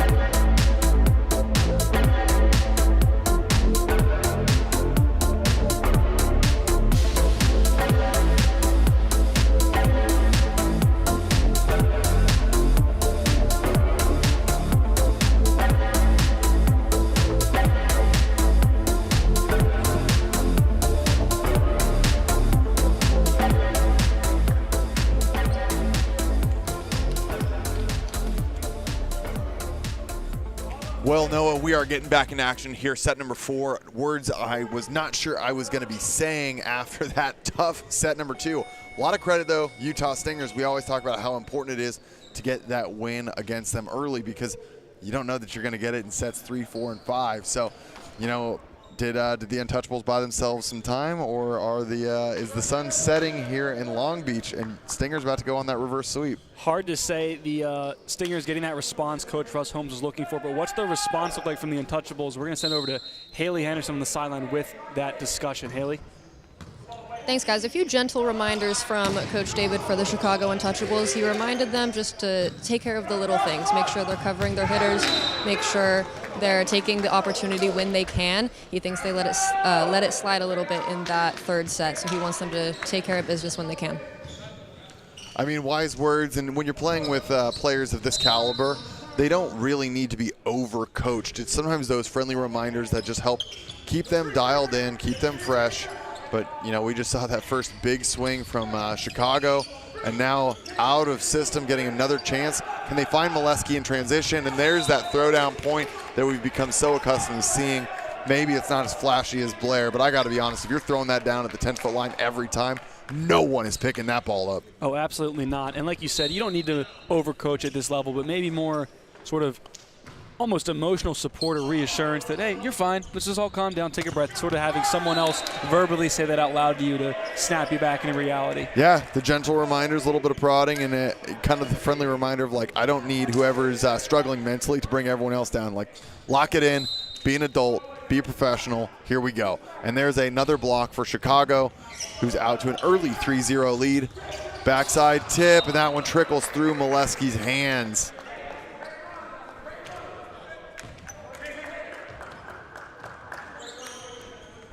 And so I think similar with that Philadelphia Founders match, this is to set to see what really are the Untouchables made of, right? You didn't think the Stingers were going to go down without a fight. They got their one-set win. Now's the time where you have to shut the door if you're Chicago. And this really is a true test of their strength and ability to win in this league. Certainly is. Go to the 3-ball there, gets denied. Hank Payne unable to find the coverage. Now 2-3.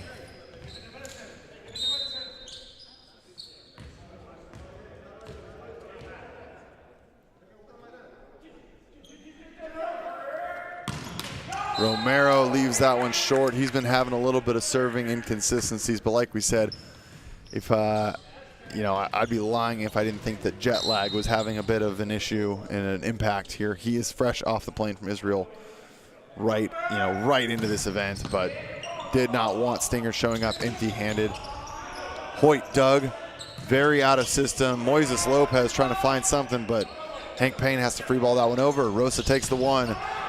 Hoyt takes the 3 and sends that one through the uprights. Misses it long out of the back of the court.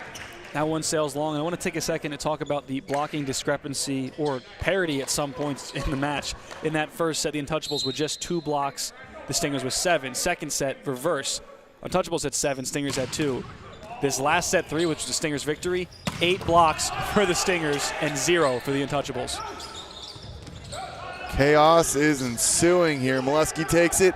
Ball is tight, one-handed set, and another throwdown picked up this time by Paragas. And this swing, 2-2, is just too wide.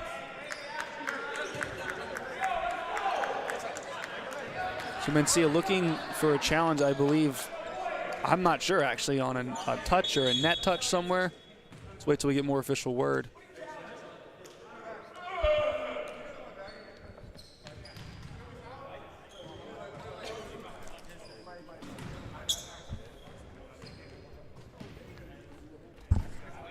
So we're looking at a replay right now. Again, not exact, maybe the in-out call is what we're looking at. Okay.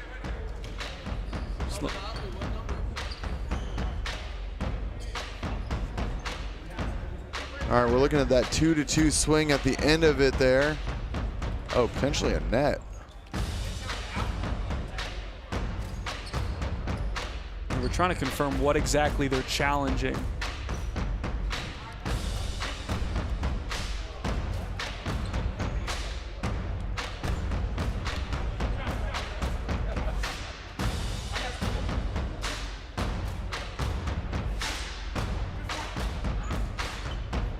Showing this replay of that swing by Sam Coburn, and it looks like they're challenging a net contact by the Untouchables on that swing.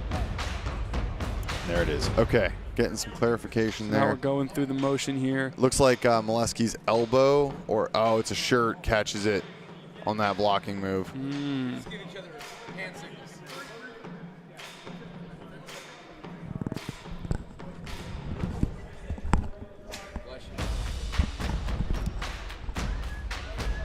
So a little bit of a lull in the action here to make sure we get this call right. Was there a net touch by the Untouchables on that block? Getting the call right now. And there was. They did find in the replay. Looks like Molesky, his shirt maybe was in the net, giving the point to the Utah Stingers. Chicago, unfortunately for them, cannot challenge the challenge. So that call is going to stand.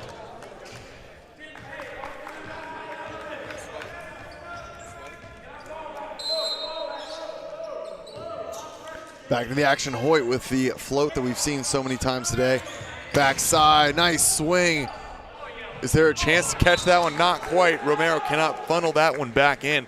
And another massive swing there from the side of Ramon Matos. Matos is doing what he needs to get done, doing his job well, maybe not doing anything additional, but doing exactly what's required of that right side position, getting the big kills when they need it. Really seeing some depth that we are not familiar with from the side of the Chicago Untouchables. Great to see that for this program. And once again, that aggressive swing that is going out of bounds. Not able to find that angle. Some uncharacteristic misses here from Jorge Mencia.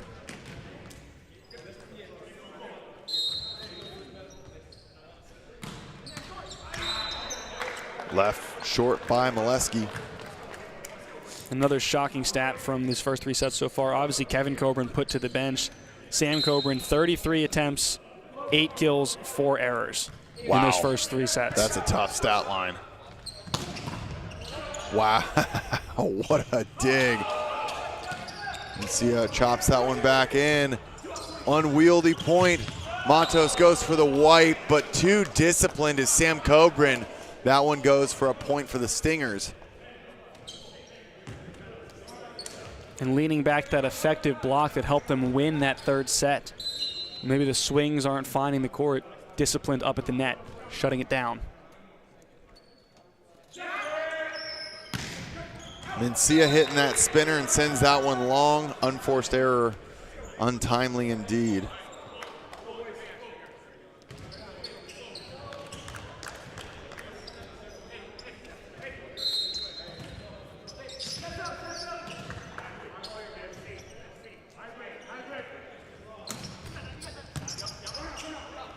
Romero with a bit of a shallow pass. A nice reset. Another attempt. Moises Lopez showcasing that setter strength. Wins the joust on the outside. No one home, and that's a point extending to a 9-5 lead. Noah, memory will serve that the next point after this would be 10-5, and Utah Stingers have a pattern where they call the timeout and then proceed to lose the set after that. So usually not a great historical indicator for them. See if they can break the pattern. Oh boy. And it doesn't look like they will. And is the timeout coming right now by Coach Russ Holmes? There it is. There it is. Timeout. 3 for 3 calling the shots. That's why they pay us the big bucks. Don't go anywhere. 10-5. You know what's coming after this. And if you're a Chicago fan, you want to stick around. We'll be right back.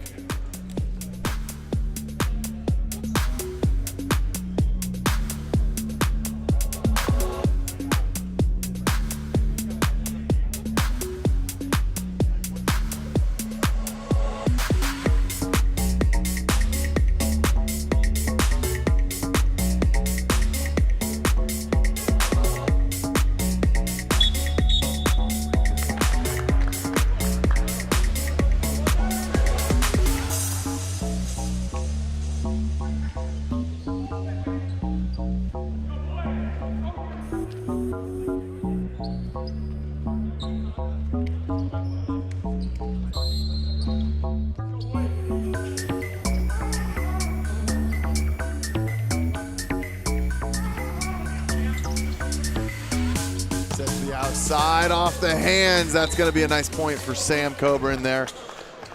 Much needed and an effective timeout, just helping reset the team.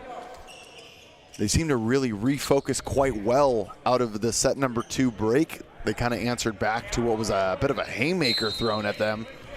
Can they do it now? Kind of replicate that same recentering after that timeout from Coach Russ Holmes. They keep missing serves like that, it's going to be impossible, Nick. Creating well, they're trailing by what now, 5 points again? That's hard to crawl back from.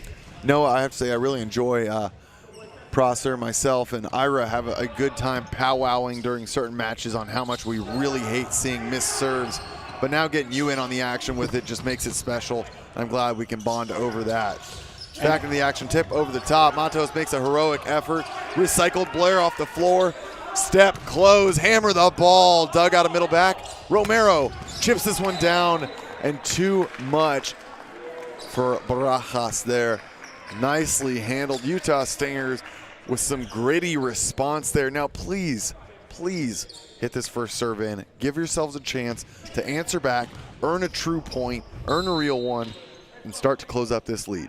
And I appreciate, you know, the aggression, but Nick, I agree with you completely with that serve conversation. With a jump serve, maybe, yes, you want to get the net of system, and it's okay to rip it sometimes, as that is blocked and then dug with the foot, but a double called on Venegas because he contacted it as he kicked it. So it hit him in the hip, into the net, and then there was the kick dig. We've seen that one 2 or 3 times today, actually pretty rare to see. However, when you hit the ball that hard, sometimes it just absolutely erupts off the hands of the block. Rohina going once again. Hank Payne maybe not with a perfect set. Wow, they really tried to force that one to Josh Blair. I don't hate the idea. They were pretty close, and I would argue that Blair was just kind of 80% mentally there for that. He was like, I'll run the route, but I don't think it's going to get to me. If he was up, I think he could have hit that ball. And I agree with you completely, and I think with Blair, you just have to error high. That one caught him a little bit low, and he's maybe not the best at maneuvering when it's below him, but up top, he can go get there. Well, there he is at his very best. Tell the people what they want to hear, Noah. Sound like a bit of a mind reader over here as a 2-point lead redeveloped. No secret at all. Number 24, throw that ball to the ceiling and watch him fly. Man jump high, set high. Then man hit ball hard. Too hard, out back of court. Yep. Pat Paragas now to serve, number 21, product of the UCSB system. He's a gaucho and making his NVA debut and Stingers debut here today. Tight pass. Lopez goes to Joust, picked up by Molesky. Not really sure. There was some confusion on how many contacts had been used, and a last-second call from Molesky said send it over, which yielded a very shallow ball. Definitely not the one that might have been preferred. And now a timeout called at 12-11. Chicago has very rapidly lost the handle on what was a 5-point lead in a span of 7 repetitions. We'll be right back after this one. Stay tuned to see how this set number 4 unfolds.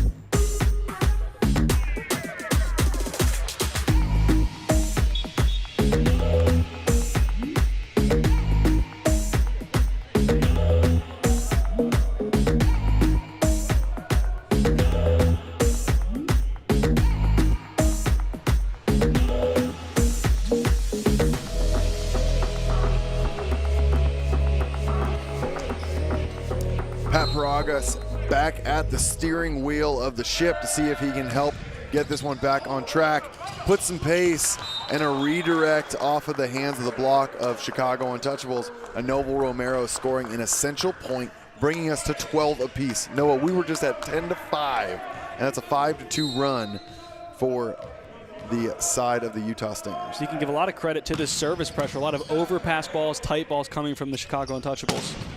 And I can't count it. I don't know what I said, but 7-2 is the proper amount of math. I don't know what was going on in my head. A little bit of pudding between the ears. Everyone at home can either laugh at me or enjoy this along with me. Either way, Utah Stingers now taking the lead. Can Chicago get an in-system pass off this tough jump serve? No, they cannot. That is an ace. One of my favorite phrases in volleyball, sometimes the most apt strategy, just grip it and rip it, baby. Pat Paragas from the back line, a nice ace, 14-12. Now on a very 9-2.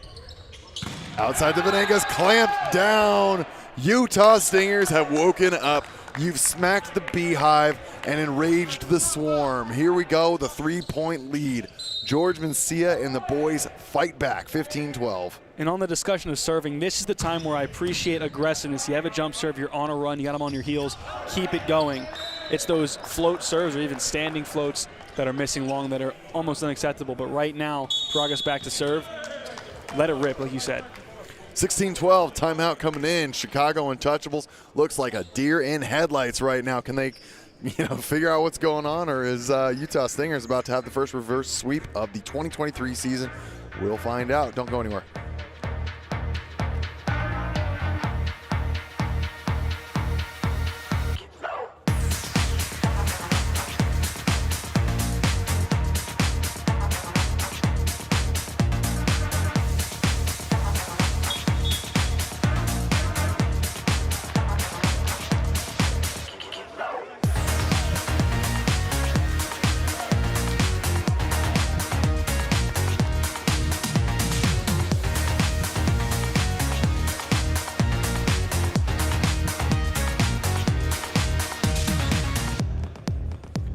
Well, we've said it once and we'll say it again here in set number 4. Coming back to Pat Paragas, still serving and still very much a problem for Chicago Untouchables. Back set D-ball. Pat finds a touch, and that will end his service run. From 10-5 to 12, or now 13 serving 16. 3 points to 11. An absolute problem for Chicago.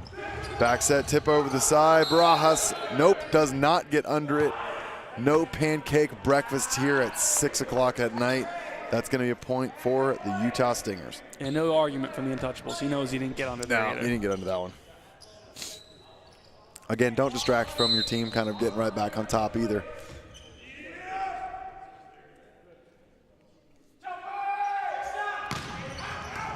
Oof, rough miss.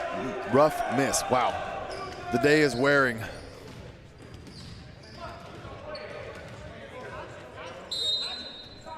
Venegas, a dangerous server of his own, could get these points back with a few runs. Arguably the one who started this entire match, making it a problem. Utah definitely wants to side out right now if possible.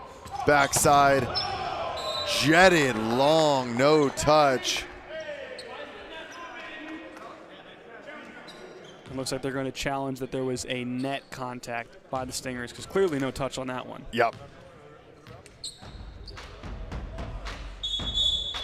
I personally did not see it, but I might have been more focused on the sailing ball. So we'll have to really check the replay to see if anyone contacted. But everyone on the Stingers seems like they don't really know what they're challenging. You know, they don't really believe in the challenge they're making. There is definitely some net movement there.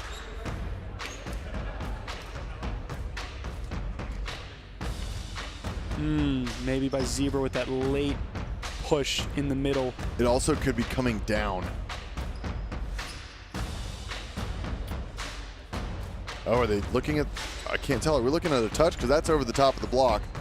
Looking at a net touch, I think, off the forearm. I know, but you can't, you got to call your shot. So the question is here, and maybe we'll hear more from Haley. Are they challenging the touch or the net? Because that makes all the world of difference. Well, either way, it wasn't the correct challenge. Well, there's a missed opportunity. I think that the net call would have yielded them a better result than going after that touch. It's very rare a ball that hits a touch, gets out the back of the court with no spin, and you could hear the missed contact on that one. So not sure I agree with that approach, but play will resume all the same. Grant Molesky blocked back. A commit block by the undersized Fabian Rohina, causing absolute problems for number 9. Chicago getting in dangerous territory. Letting this team back in, letting them take that third set, and now with a 5-point advantage, looking to push it to 5 sets.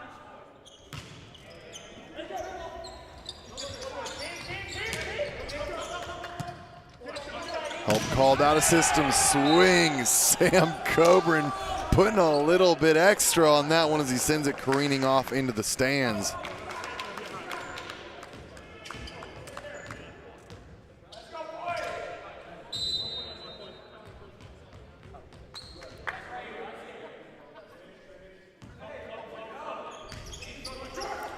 Serve short, Zebra, not the error to be making. He's been a consistent server for him, and they needed it there. And Chicago, I mean, a lot of new and more consistent talent on the floor, but this is giving me, you know, reminiscence of Chicago of old, being in highly contested matches, but not being able to close the door and finish the job. Can they do it here? Oh, and that's a back. way to do it. Josh, Blair, and Matos getting the block, trying to get some momentum swung back their way. Josh Blair definitely feels like the heart and soul of this team up front. You feel so much more confident for Chicago when he's on the court. Nice swing. Sam Coburn definitely not struggling to find the court at all right now, and you've wondered where this is all match long. I don't think we'd be in set number 4 with Utah down if he was swinging like that earlier. Sometimes it takes a couple sets, which you can't really have in this league, but they got him now. Okay, purses have been put on the ground. That one's got a first-class ticket to Pound Town on the backside from Matos. Wow. Oh, there's a big swing. The fact that he's been sitting on the bench for the whole weekend really just speaks to Chicago and what they've done with this squad, getting some more depth developed. Overpass, and there's the joust from Moises Lopez to take it back. Moises there on a blocking switch in left front instead of Hank Payne, who would have had a little bit more size for that one. So tough matchup there. 22-17. Utah Stingers feeling pretty good about this one.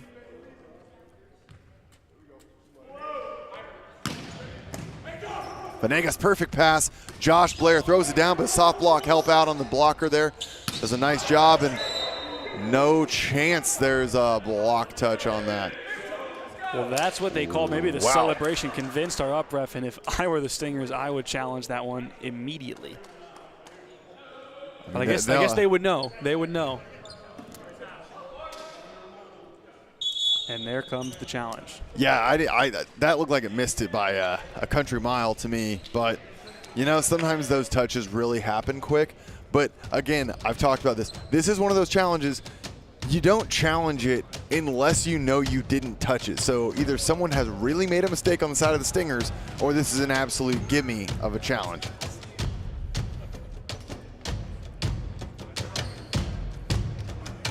Yeah, no reason if you're the Stingers player who may or may not have touched it to keep it to yourself. If you were confident, hey, that didn't hit my hand. Let them know. Yeah, let them know. Get the free point here, move on. Otherwise, you do not want to kill your momentum. No. That would definitely be detrimental here to slow down what's working for you. You just want to get to the end of this set with as much momentum and as much energy as possible and keep the train rolling. A pensive coach, Russ Holmes, looking up top for a bit of inspiration to see what might happen. It's a great still shot. Yeah, looking dapper as well, looking stoic. That's what a couple of Olympic runs will do for you. You look that good.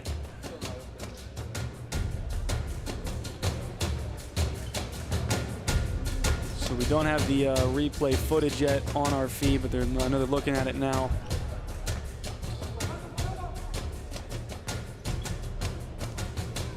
Feels so dramatic. All these new, high-resolution headshots. Everyone waiting with bated breath and anticipation.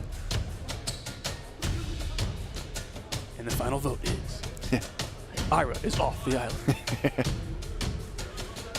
Next time on NVA's Survivor. All right. Oh, yeah. All 4 pixels might,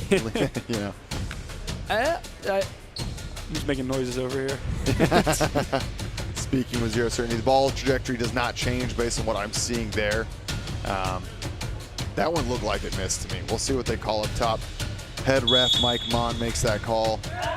And it stands. They saw enough to confirm it was a touch or not enough to overturn it. George Mencia says, all right, we move on. Still, Hard to tell with Mincy. He's not going to argue it either way. He's done enough that he's like, if you've made the call, I'm not going to sit here and argue it. I'm going to get us right back on track. Maybe they were just hoping to sneak a point. I don't think that was the case. But, again, irrefutable evidence is the name of the game. So that one is irrefutably out of bounds up into the stands. And that's going to bring us to 23-18 Utah Stingers, putting Chicago Untouchables with their back against the wall before they have to stave off a 5th set reverse sweep. Stingers knocking on the door of that reverse sweep.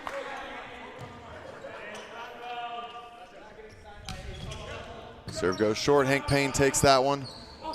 Back set and a critical kill.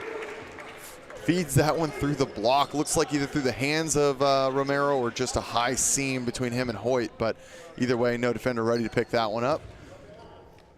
And a nice kill from Ramon Matos. With Blair in the back row, do they have enough to stave off the next 4 points? Not going to do it like that with the serve into the bottom of the tape. Set point now for the Stingers in set number 4. Trying to push this thing to 5. As set 3 ended, I looked at you and I said, here comes the reverse sweep. You did call it. And we'll see if that's going to come to fruition. Nice tip over the top, picked up by Paragas, well read. Hoyt feeds Romero. Romero throws it down, dug by Payne. No middle in transition. Venegas swings, covered by Payne into the stands, and that is not coming back. Chicago Untouchables have put themselves between a rock and a hard place. 25-19 goes Utah Stingers. Into the 5th set we go for the first time in event number 2, apologies. We'll be right back. Don't go anywhere for the awesome conclusion here Saturday night's match. We'll be right back.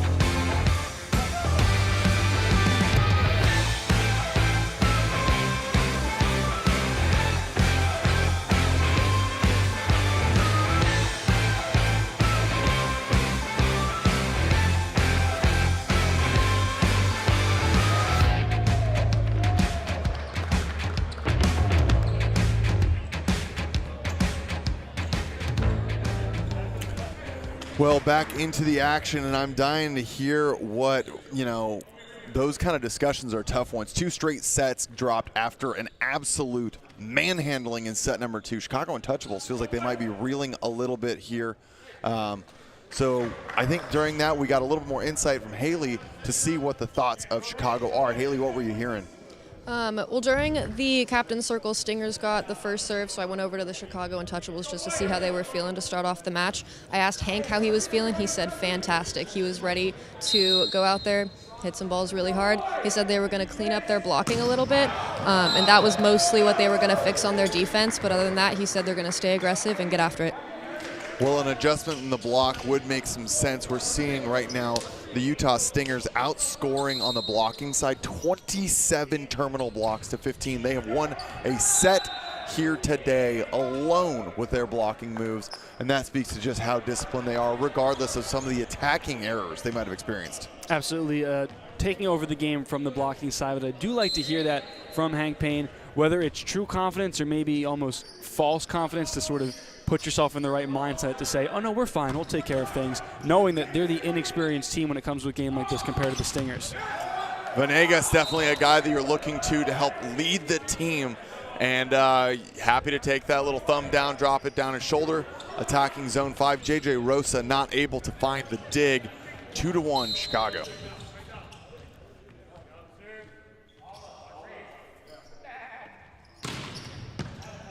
Rosa with a good pass, opportunity for Zebra, no hands. That's going to go to the Chicago Untouchables. Did not quite clear the net. A lot of hands there in front of him too with Molesky. You got a lot of target up there. You got to get that one above to be able to give yourself a recycle, swing some high hands, do something more. But 3-1. And Venegas targeting Rosa once again. And that one's going to drop in. Cobrine getting blocked down. Well, Haley, your little bit of insight ringing very true there. We see the block cleaned up for the Chicago Untouchables. See if we can't get a little bit more how this is going to develop here. Quick timeout, 4-1. We'll be right back.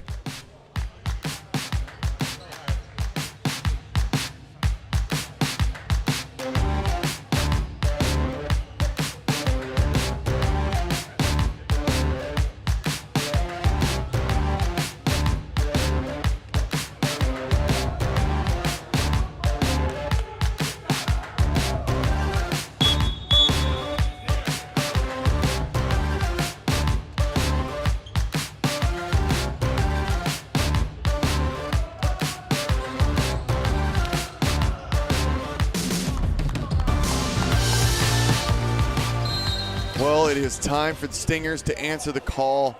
This service pressure has been an issue all night long. But there's the pass, an opportunity. And there it is, Coburn able to shut that one down.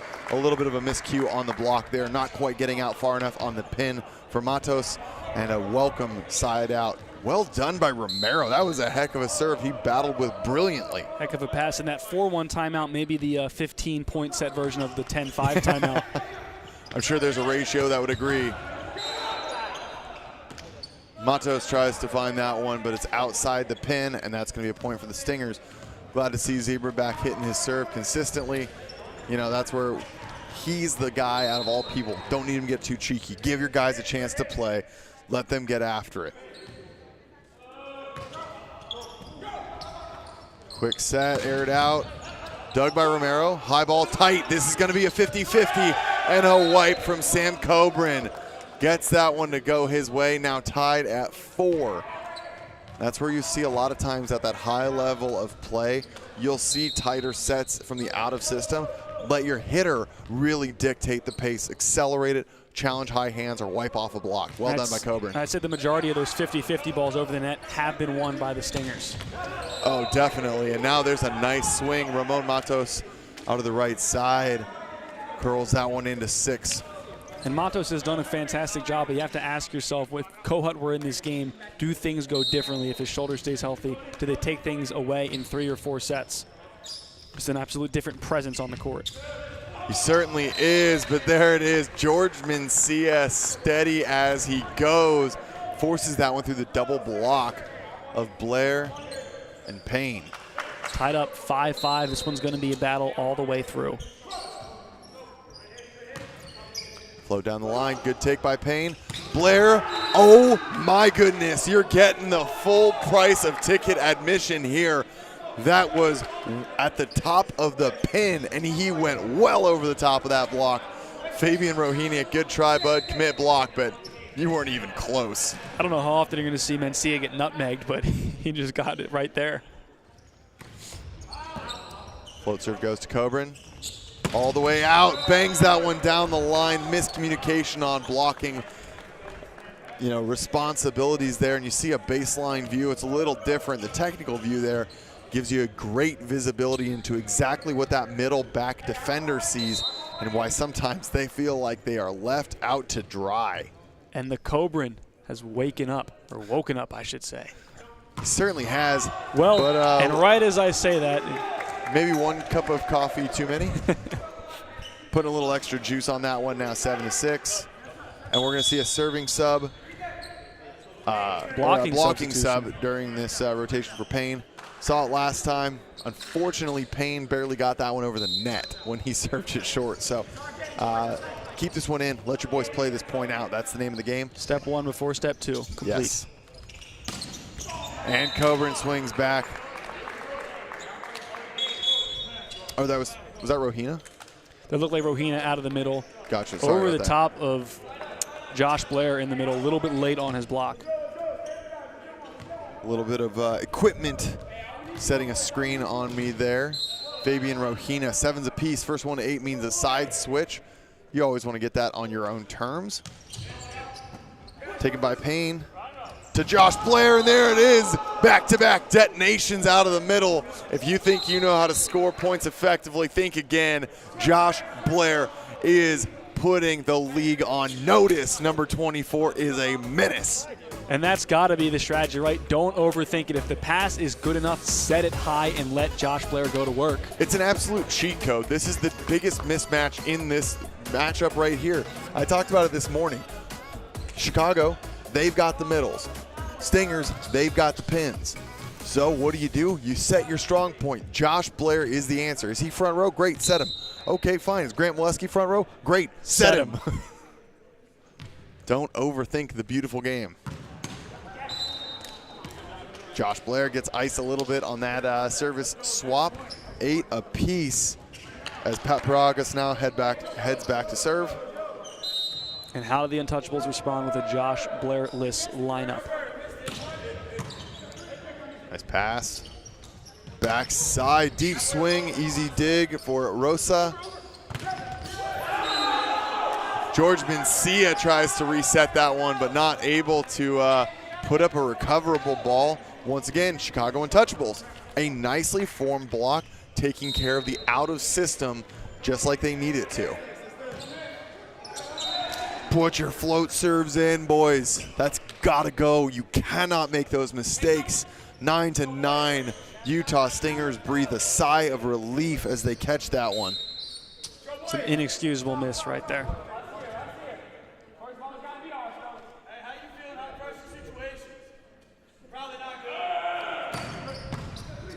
Novel Romero puts some pressure on that one, and there's a massive double block. George Mencia, Mikel Hoyt. Matos got a little bit tripped up in his approach, didn't get his max jump, and still swung away and swung right into those hands. George Mencia is not the blocker to challenge. He has always been one of the most disciplined and sure-handed blockers. You want to challenge high, give your guys a chance. Novel Romero is feeling it from the back line right now. And you have got to put that ball in. Not the time to make a mistake. We're just seeing critically unforced errors on the side of Chicago. They still have time left, but they have to find something coming out of the timeout. Otherwise, Utah Stingers with a bit of a heroic reverse sweep. 9-11. We'll come right back after this.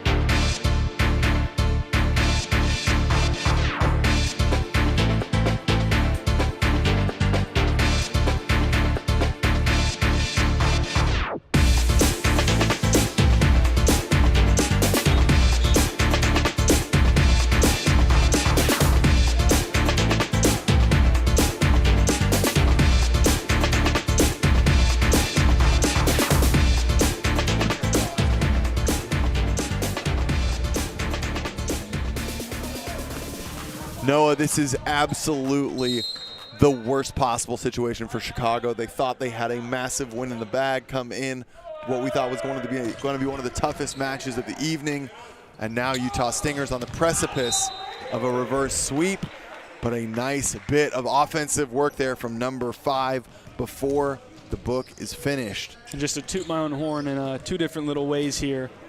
For the Stingers, this is why you put Mencia back in the game to give yourself a chance. And for Chicago, this is why you don't let the third set slip away. Don't even give them a moment to get back in the game, because they could do this right on you and take the whole thing. Absolutely right. There it is, Coburn. That's what we're expecting to see. And it was something to give you a little call back there. We kind of talked about that last set with the Founders. When they made a switch and they pulled Piotr Namiotko out, I was sitting on the sideline very questioning, like, this is not the time for playing time. This is where you get your win, get your 3 points, get off the court. You know, I really think that teams need to be a little bit more respectful, that you've got to earn your win fast. That's a nice point to Molesky, though, in the middle. And it looks like we had an incorrect score marker on our scoreboard. Okay, cool. Thank you. 12. It's 11 serving 12 right now. It should be 11 serving 12. Yeah, the score is incorrect at the moment. So we'll try at least and get in that stadium. fixed. Yeah, there we go. Tip over the top, picked up. Venegas takes second ball. Misconnection, untimely as ever. The hitting errors compounding right now. Uncharacteristic too, because I feel like the pins have been fairly consistent from the side of Chicago, not making those kind of hitting errors, and 3 already to set. Well, and they have, and that's where experience and winning pedigree comes in handy. This is when the game matters most, and it really doesn't matter what you do the first 4 sets. When it's 11-12, can you hit in the court? Can you be terminal? All right, well, that's going to be another timeout called inside of Chicago Untouchables. 13 serving 11. We'll be right back. The conclusion is upon us. We'll be right there.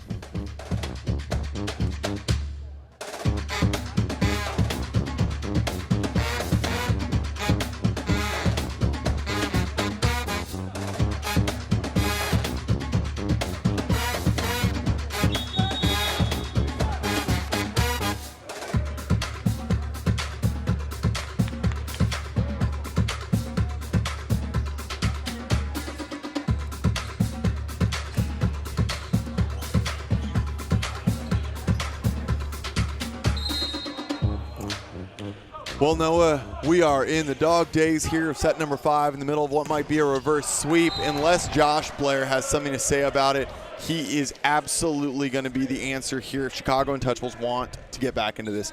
If you can justify it, you set him. every single ball, and as far as I'm concerned, anything else is considered a bad set. I agree. A 1, 2, 3, 4, 5 ball in the middle, whatever you need to do, get it to him and let him make a play. Big swing. Venegas not able to slow that one down. Too much heat, and now 2 opportunities for the Utah Stingers to bring this one home and finish it out at 15-12. Sam Coburn has a ton of heat, and right now I think you give him the green light. See if you can just end this right here, right now. 2-point buffer, game on the line, match on the line, let him rip. Leaves it short. Worst possible case for the Stingers, but at the same time, I would rather see that kind of pressure. They've been passing very well, but just right back into it, side out, game's over. Especially with Hank Payne following up. There's the pass to the outside. Romero off high hands. Payne takes one. Moises sets to Blair. Blair off the hands, picked up. Paragas, free ball coming, another opportunity. You've got to run Blair, backside, swinging. I said it once, I'll say it again. Anyone but Josh Blair is a fatal mistake. That is absolutely critical. You cannot make that mistake, and you pay for it instead. Reverse sweep complete, and Chicago's going to remember that one on a long trip home. We talked about it for the entire end of this match, right? If Blair's in front row the way he was playing today, if you can get it there based on the pass, you have to set him. That was a good enough pass. He was spaced out. He didn't get a kill on his last attempt, but it was kept in play, went back to the Chicago side. You have to stick with the hot hand. Well, all props due to the Utah Stingers, who finished event number 1 at a 1-1 count, come in. Little bit of grit here with an 8-man roster, maybe 9 if you include Coach Russ Holmes, and they figure it out. They find a way to battle through it, and that's what it's all about. We both felt very good looking at that team. We said this is good personnel, right? Mm-hmm. They should be able to figure this out, and maybe it wasn't in the manner in which they would like to, but hey, there it is, a win all the same. A good bit of experience. Sam Coburn, event number 1, got some experience, got to start playing with his teammates, had a couple personnel changes now. It almost feels like he's playing with a new team all over again. Also, Kevin coming in, got a little bit of, his boots wet there. It's a learning experience right there. That's how you got to reflect on it. But if there's one thing that we have all learned, George Mencia cannot be trifled with. He cannot be disrespected. The man is an absolute menace on the court. He subbed in for a team that lost that set 25-11. There is no level of volleyball that is not an absolute embarrassment. And he was the only change, comes back, wins it right away. He is the voice that leads to the reverse sweep. So now we're going to hear a little bit more from him as the man of the match. Haley, take it away. Thanks, guys. We have Mencia here with us. I've heard that you've been on the team since 2020. This is your 4th season with the team. Tell us about the leadership and you as a veteran on the team. Thank you. What I have to say is that we have young guys, so we have to, to give more confidence to them. Our proof is that, give confidence and keep going. We don't practice so much. Every single time, since the beginning, we start like a little slow. Then we start going the way and go hard. Perfect. Anything that we learned from this match that we're going to take into next event? It's about energy. This league is about energy. They are pretty good. We have pretty good guys. So everything's about energy. Who bring in best energy is going to be good. Perfect. Thank you so much. Congratulations. Thank you. Back to you. Well, we've talked about here that before quite a bit, the need to have that energy, being able to bring that firepower. Mencia, time and time again, we've talked about how he's the general of blocking. 29 blocks for the side of the Utah Stingers. They won a set alone on the net. Absolutely just impressive stat line. So that's any final thoughts on that one there? Just that Mencia's the difference maker, right? You lose that set embarrassingly, and part of it's coaching. I'm sure part of that was pride. Seeing his team lose like that, he said, we're not going to go down that way. Get me on this court. And someone like that with that pedigree, that experience, that knowledge is almost calming. You feel like it's going to be okay, right? We're going to be in this fight. We're going to have a chance when someone like Mencia's on the court. And that was the difference maker, along with the change in the block. And obviously he sets it over there on that right side pin. But getting out blocking since Mencia came in, the Untouchables by nearly double digits. That's the difference in the game. Yep. And again, some questionable maybe setting decisions late there for Chicago, but all credit has to go to the Stingers, staying disciplined, responding the way they did, and that's what makes this team so dangerous, right? They might be undermanned, they might not always have their guys, they might start a little slow, but you know when it matters, they're going to come through, and that's why they're always a threat in this league. Absolutely, and that's going to be a very dramatic end to a lot of fun here on the second day. We're going to be right back into action tomorrow at 9 a.m. We've got matches for you. 4 matches tomorrow at 9, noon, 3, and 6 on that standard 3-hour rotation Pacific Standard Time. Same place, NVA USA on YouTube. Check us out on all social medias. We're all over TikTok, Instagram, all the fun places you want to see. Check out the NVA USA shop at nvausa.com. This is Noah Chast. I'm Nick England from the rest of our broadcast crew. We've had Haley Henderson and Ira Thor all day long. We'll see you tomorrow.